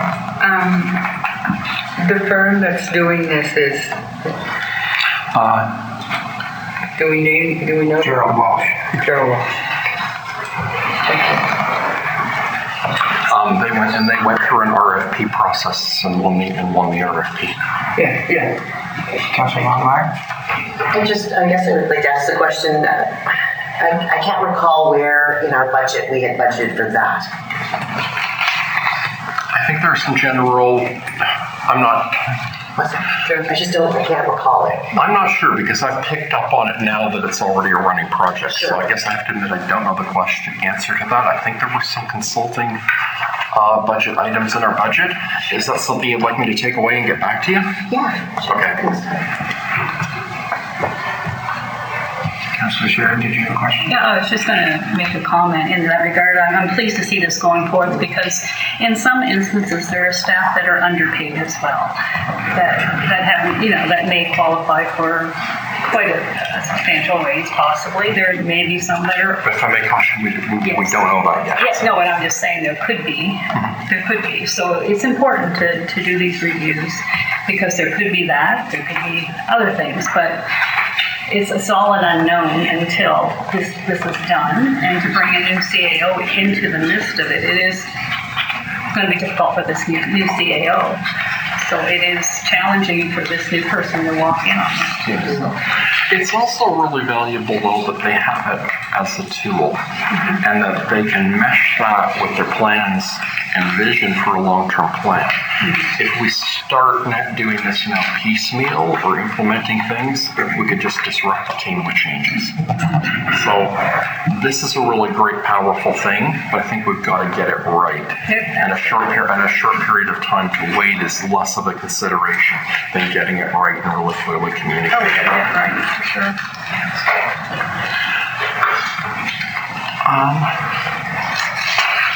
I'm looking through for some of my favorite items here to see what else I want to comment on. I guess, for right now, that's my big plan. I've spent 2 weeks really working with the team, meeting with as many people as I possibly could, getting to know what was on their desks, seeing where they need help. And now we can keep moving forward and acting on those things and helping them complete it.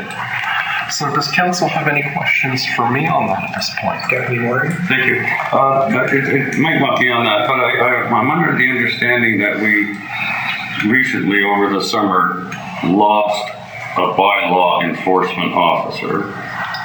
And since then, we have hired a new bylaw enforcement officer in-house.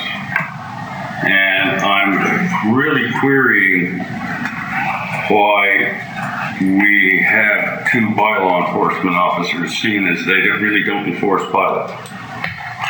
That might be a bigger question than I can answer right now. We had a full-time person leave, and we did keep a temporary person here on a contract that's just for a couple of months. So we haven't replaced that long-term position. And I think the approval process for that started before me. I'm just more or less aware of it. From what I had been told, that position wasn't going to be filled by our former. And we have not hired a new full-time person. That's all I need to know. Thank you. Okay. Councilor LeBlanc? I was just going to say that the information that I have received is the same as what CAO Patterson has said. We have a short-term person that was working in there through the summertime that has stayed to help out through the process before somebody else is hired, so to speak. Anybody else? Any questions for Mr. Patterson? If not, I'll go to my warden's report, which is the next item on the agenda. There are 8 things I'd like to report on. That's not too many. Some big, some small. July the 18th, I went to a meeting at the tennis courts in Bridgetown with representatives of the Tennis Association, members of staff, and Councillor Hudson. Dealing mostly with the repairs to the tennis courts. My current information is that the repairs to the courts are now complete and that the Tennis Association is pleased with the result. Secondly, I gave greetings from the county at the opening of the Annapolis Valley exhibition in August. I also manned the county booth for a few hours, as did other councillors and staff. On Wednesday, August 24th, I attended a Zoom call for mayors and wardens in the province, hosted by representatives of the Department of Municipal Affairs and Housing, to provide notice of a detailed review of housing in the province of Nova Scotia by the department over the next few months.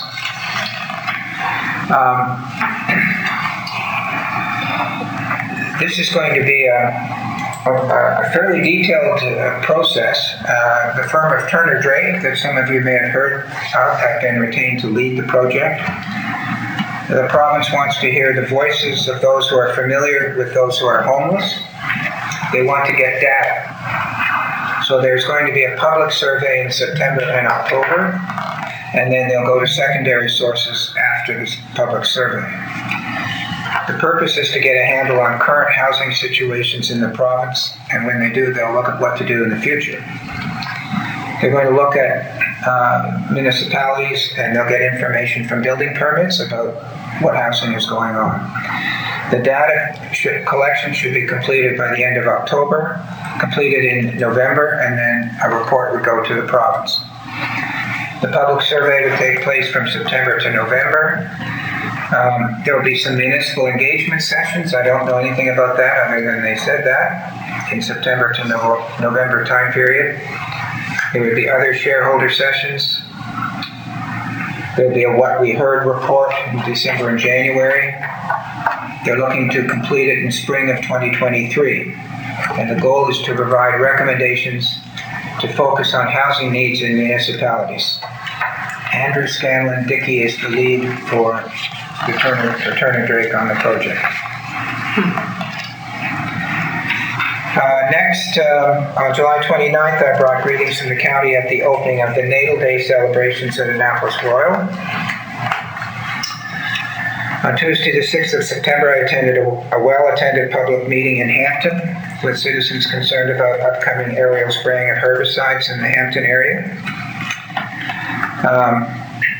On Friday, September 9th, I attended a Teams meeting with local physicians, hospital representatives, Department of Health representatives,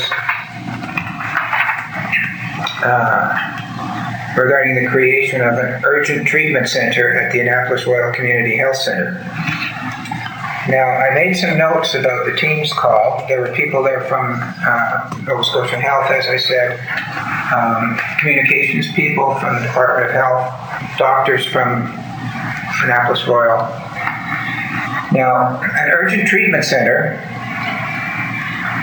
is something that, I'll use the word, is being proposed for the hospital in Annapolis Royal. There will be a public announcement coming out. I spoke to the communications person this morning at 8:30. And I was told that whatever I said, I should put it in the maybe category rather than announcing anything. The idea is that Monday, Wednesday, and Friday from 9 to 4, the hospital would be open to receive patients who have issues that don't require ambulance transfer to Valley Regional. You make an appointment. You don't just show up, you make an appointment. If your problem is serious, you dial 911 and the ambulance will arrive and take you to the hospital.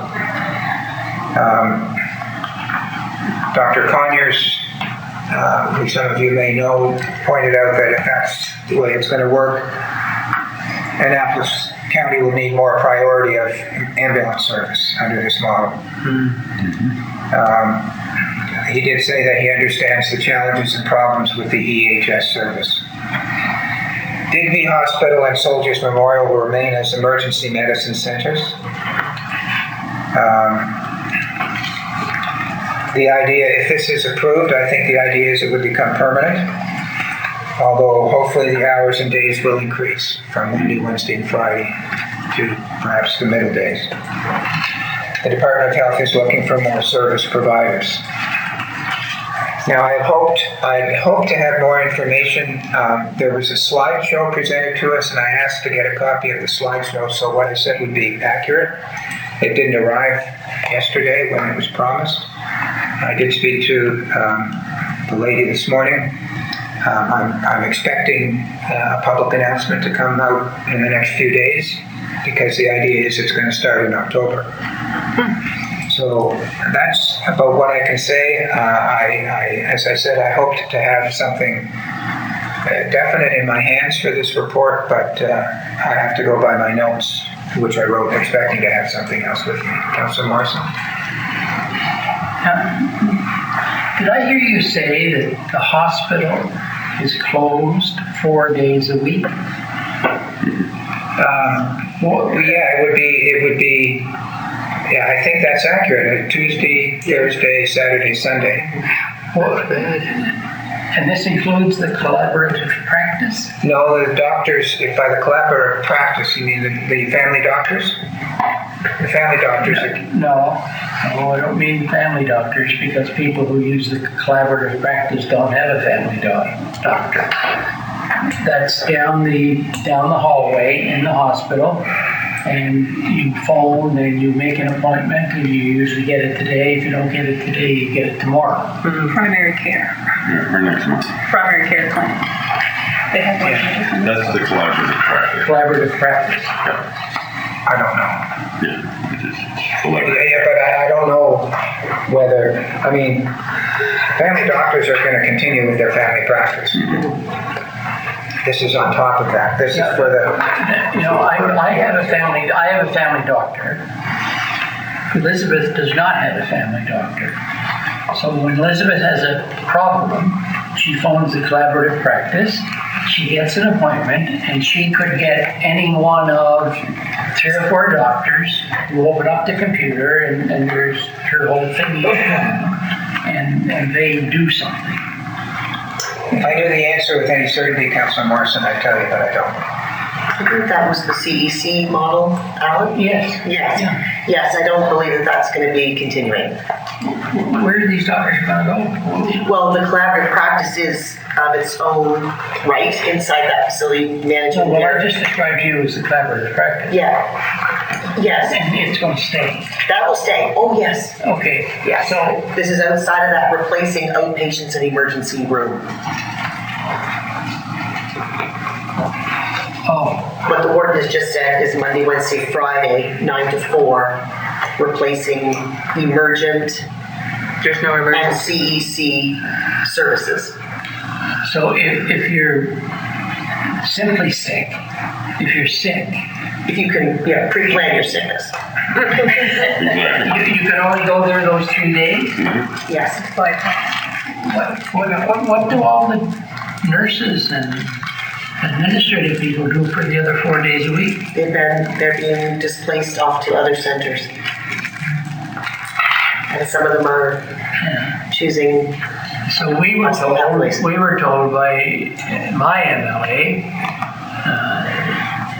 Jill Walzer, that the hospital would not be closed. So I guess the hospital is not going to be closed. It's just that there's going to be nobody there 4 days a week. Well, they have still the 6 beds, right? They have their 6 beds and they're over capacity at 7. So currently those beds are, I believe, full.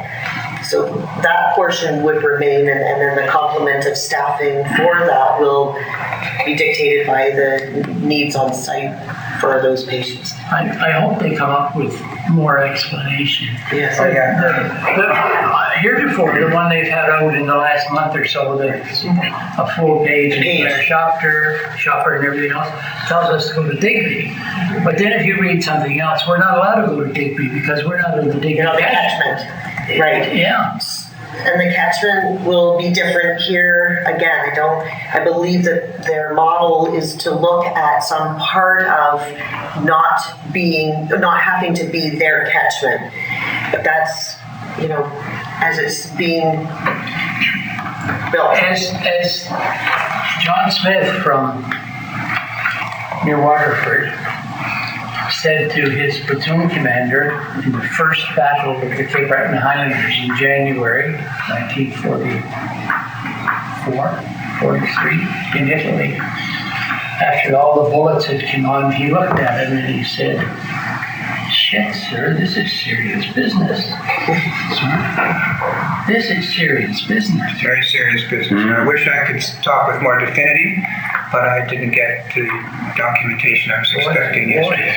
So I'm saying what I know and putting it out there, and hopefully we'll get more detailed information in the near future. I'll continue with my report, unless there's something else on that. I don't know if I could answer if there were.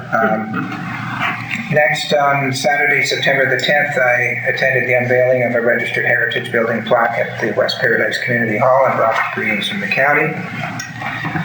Last week, I spoke to Mayor Peter Matart about the pilot project regarding the review of Valley Waste and King's Transit.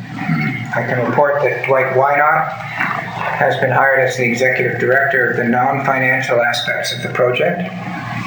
The accounting firm MNP Limited has been hired regarding the financial aspects of the project. As you know, the 7 mayors and warden will be the interim boards of Valley Waste and King's Transit during the time of the project, which is forecast to be 2 years. Our first board meeting is set to take place on Wednesday, September the 21st. So I did see, and I've talked to Councillor LeBlanc about it, that there was a personnel issue that arose at King's Transit that Mr. Wynot has apparently been involved in. Other than that, the pilot project that we all knew about last early summer still hasn't gotten off the ground. So hopefully it'll start next week. Any questions about anything? I thought the pilot project for 2 years started counting from date of hire. Yeah, that's right. And then the date of hire would have been, I guess, sometime about a month ago. Okay. Well, it was before August 5th. So we're into the 2 years. That's what I was just, Yeah, I think we are. That was my recollection. I don't have the... Yeah, no, I think that was in a document. I think I've seen that. We're going 2 months in. Councilor Deputy Warden? Thank you. So we agreed, I guess that's almost 2 years ago, to this pilot project. And it was a year before it even got started. And now it's been started a month ago. So that means it'll be 2 years from now until we know the results of this pilot project. And in the meantime, we're still on another 2 years with Valley Waste because of their this is the word I'm looking for, tardiness on getting this going. Correct, and the same with King's Transit. Yeah. And our agreements with King's Transit are probably 10 years out of date, but each year we roll them over, and so hopefully within the 2 years we'll have a new agreement with King's Transit that we're happy with. And evaluate, Started July 11th. because we didn't, He started July 11th. Yes, The pilot project? I take. Mr. Wynot. Oh, you started July 11th? Okay. so, and the same thing, because we made an agreement with Valley Waste, didn't we, and for 2 years? It's only a year. I think it's a 1 year at a time, it's my Year at a best time, guess. okay. Yeah, I'm but fine. I don't say that with any certainty, but, because there was recently a change in the cost. Councilor Bardo? Change in the costs that we aren't aware of. I don't remember anybody telling us to change the cost. Yeah, I think that's right. I don't think we were advised. I came across it, I guess, when I was signing checks. I'm used to the same amount every time I sign the checks, and I asked, I'll finish. I asked, that's bigger than it usually is, and I was told that,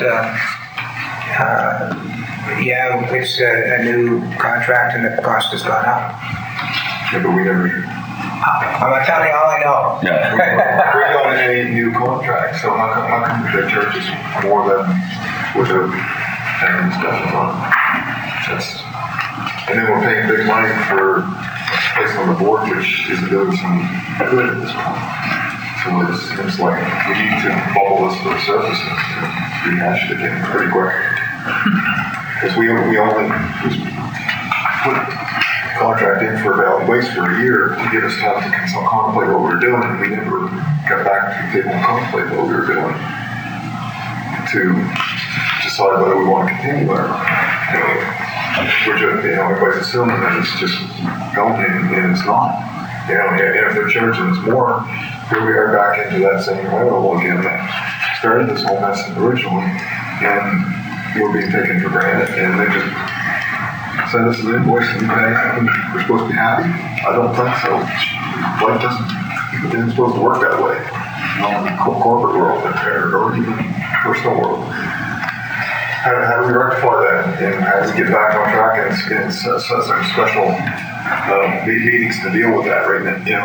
I think we have let it slide too far. Let me just clarify one thing. We have two contracts that cost about the same amount each month. One is we pay Valley Waste to Main Street. One of the contracts is to pick up the garbage at the driveways.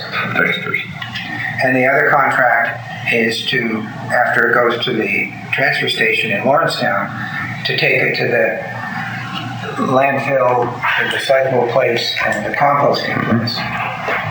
So to be perfectly honest, I don't know which one of these two contracts had the increase in the cost, whether it's the Valley Waste one or whether it's the other one. I don't remember that sitting here today. I don't realize, remember we had two contracts and we're paying the fee for service. We're not an owner, or a partial owner anymore. So it's bothering me more we talk. I would suggest that we try and get some details from the CAO, and if you do not, please bring it back to council. Well, I think council needs to be aware of the thing that, not just me. Not for me to question and bring something back to council. Oh yeah, you can bring something to council. I can, but. Are you finished? Well, for now. Okay. Councilor Longmire? Would it be okay to ask our CAO, our interim, to gather that information from them for us? I see him nodding. Yeah. Yes. So apparently there's been a new contract that one party has signed and we have not. We were not made aware of. If there's been adjustments in costs, we need to know. Yeah. So you need to know which one of them changed Exactly. costs. Did we approve it? Is there a new contract? Yes. I'm happy to look into that for you Sure. and give you an update. It would have happened before Mr. Patterson was in his current seat, and whether the CAO had the ability to do it without consulting council. Yes. And whether or not we had to approve it. Yeah. Right. Yeah, I don't know. Lots of questions. So you're asking the CAO, that's a motion, is it? To gather information regarding The two, one of the calls, the two waste management contracts. So moved. And can we add Just to hold, we're losing track here. Before we go to the motion, which I will entertain, Councillor Redden had his hand up before you said that. So I'd like to go to Councillor Redden, and then we'll come back to the motion, if that's okay. Sorry, I'm just being slightly flippant with the counselor next to me. I have to retract my brain here. We have two payments that you sign every month? Yeah. Are they both the same every month? They're close. Well, I know, sorry. You have check A and check B. Is check A always X and check B is always Y? Yeah, and X and Y are somewhat the same. Somewhat similar. Because the reason I ask is, memory serves, our contract with Valley Waste is a per ton basis, and so I would think that would change slightly month to month. I would be shocked if our municipality created the exact same amount of waste every month. But our EFR contract, they drive the same route, and I would expect that that our contract is for you pick up all our garbage, whether it's 2,000 tons or 2,200 tons. That price would stay fixed. Well, that can be part of what I'll find out for you. Well, I was curious, yeah. Because if you, my thought was that if you had seen one is dead consistent and it had gone up, well, that makes more sense that it would be the EFR contract. And if there's one that varies some, well, then it makes sense that would be the Valley Waste contract. But if we're calling the details, then it doesn't really matter. So I recall that there was and Mr. Patterson was there when the check came for me to sign. I kind of said, "This is different," and I was told that we already had entered into this. That this was the bill and there was a new contract. So curiosity. Yeah. Curiosity. So I'm going to go to the motion that the deputy warden. Well, I have something. Oh, you want to? Okay, we'll do that. The comment would be that I'm quite sure that we entered into a 5-year contract with the EFR for the collection of the garbage, and they would take it to the transfer station. The Valley Waste contract is a complete different entity, and they charge us X amount of dollars per ton to handle stuff. And it's exactly as you said. So if any of them would have gone up, it would have been the Valley Waste contract who would charge us more. But the EFR one, almost dead certain that we had entered into the 5-year contract with them, and that. I don't think it would be up yet. I think it was fine. Well, it's too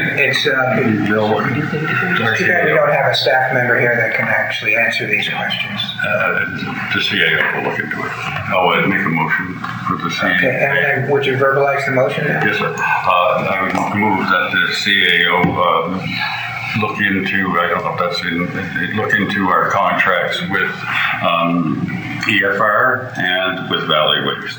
And report to council. And report back to council. Seconded by Councillor Longmire. Discussion? Councillor Bardo? Just going back, when we went through the whole mess, we said we would go sit in this place for a year to see how it went, and then we decided whether we went forward. We never got back to that in the spring. I mentioned it once, but it wasn't very forceful, but it was like so that we could say, yeah, this is working for us. We want to continue with it. We were supposed to take that year to assess what we were doing. If we wanted to go alternate routes, whether we did or not, it's another story. But that was the way it was laid out. And it was only for a year, it wasn't 5 years. And I'd like to refresh my memory and maybe go back into the books and see what we had agreed for that first year, because there was amounts that we had agreed on for that year contract. And that'd be a starting block to see if what we're being charged relates to that. Start with. And then the subsequent about having an increased contract or new contract. That's part B of it. We need the whole ball of wax. We can't, this is allowing this to happen. It's probably So they're jumping all over right now and for reasonably quickly. But Any other comments on the motion? Councilor Proud? I guess my comment would be, it's not a good thing to be taken for granted. That's all I'll say. And maybe perhaps we weren't. There may be a paper trail there, but it appears we may have been. That's just my thought. I'd love to be found wrong. Thank you. Councilor Bach? Not to put this aside, however, we should have been told, but we have to consider the fact that maybe some of this is caused by the increase in fuel. Because that was not ever in the contract, so maybe that's where some of it comes from. I think we should find out where some of the increase comes from. Specifically, if it's fuel, yeah, we know what that's about. Because it was same thing with the transit. You gotta go down the road, and you can't go down the road if you don't pay for the fuel, so. Same kind of thing. That might be a part of it. Not that we shouldn't have been involved in knowing, though. Anyone else? Councilor Longmire? And then just one more question. Is it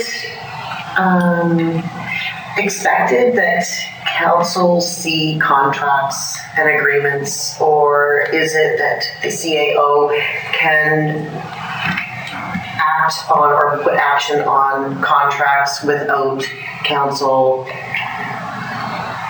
being made aware of the details? Yes. I think it's different per, maybe different parts of business perhaps. Can you answer that?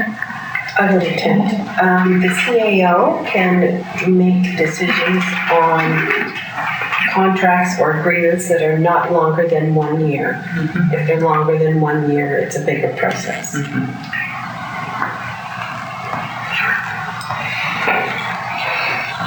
Okay, anything else? Motion on the floor for a report from staff with respect to these two contracts.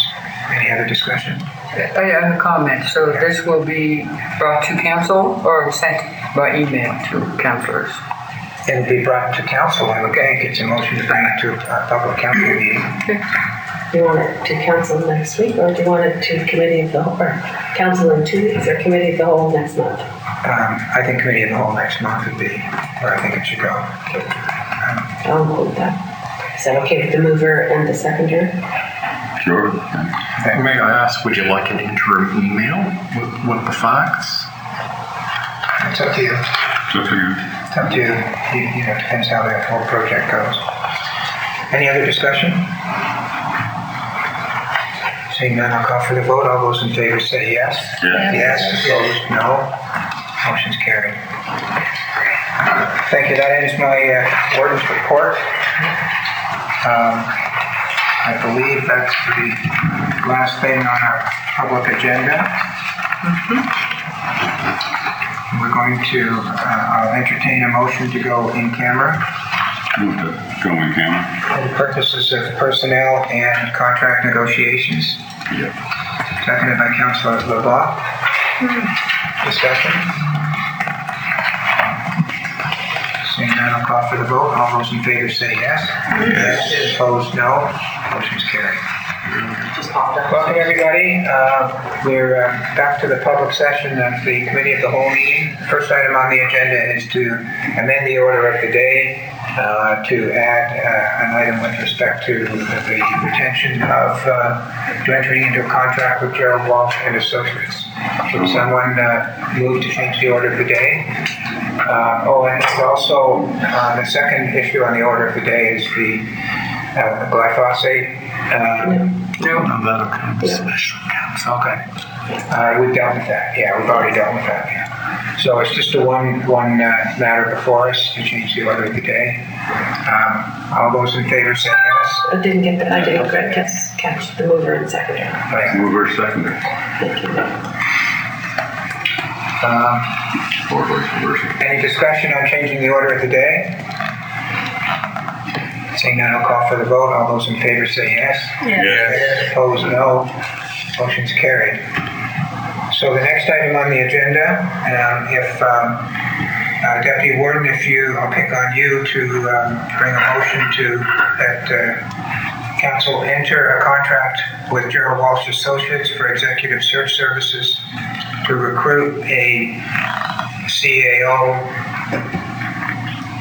or to conduct an executive search for a chief administrative officer in accordance with section 19 of AM 1.7.4 purchasing and tendering policy. I would move that. Is there a second? Councilor Longmire seconds. Discussion? The only thing I'd like to say for the purposes of the discussion is that we've reviewed our tendering policy and this particular proposal does meet the tendering policy. Any further discussion? Seeing none, I'll call for the vote. All those in favor say yes. Yes. Opposed? Motion's carried. And we move to adjourn. Move to adjourn. Moved to adjourn by the Deputy Warden. Is there a seconder? Councilor Bardo seconds. Discussion? All those in favor say yes. Yes. Opposed, no. Motion's carried. Thank you very much.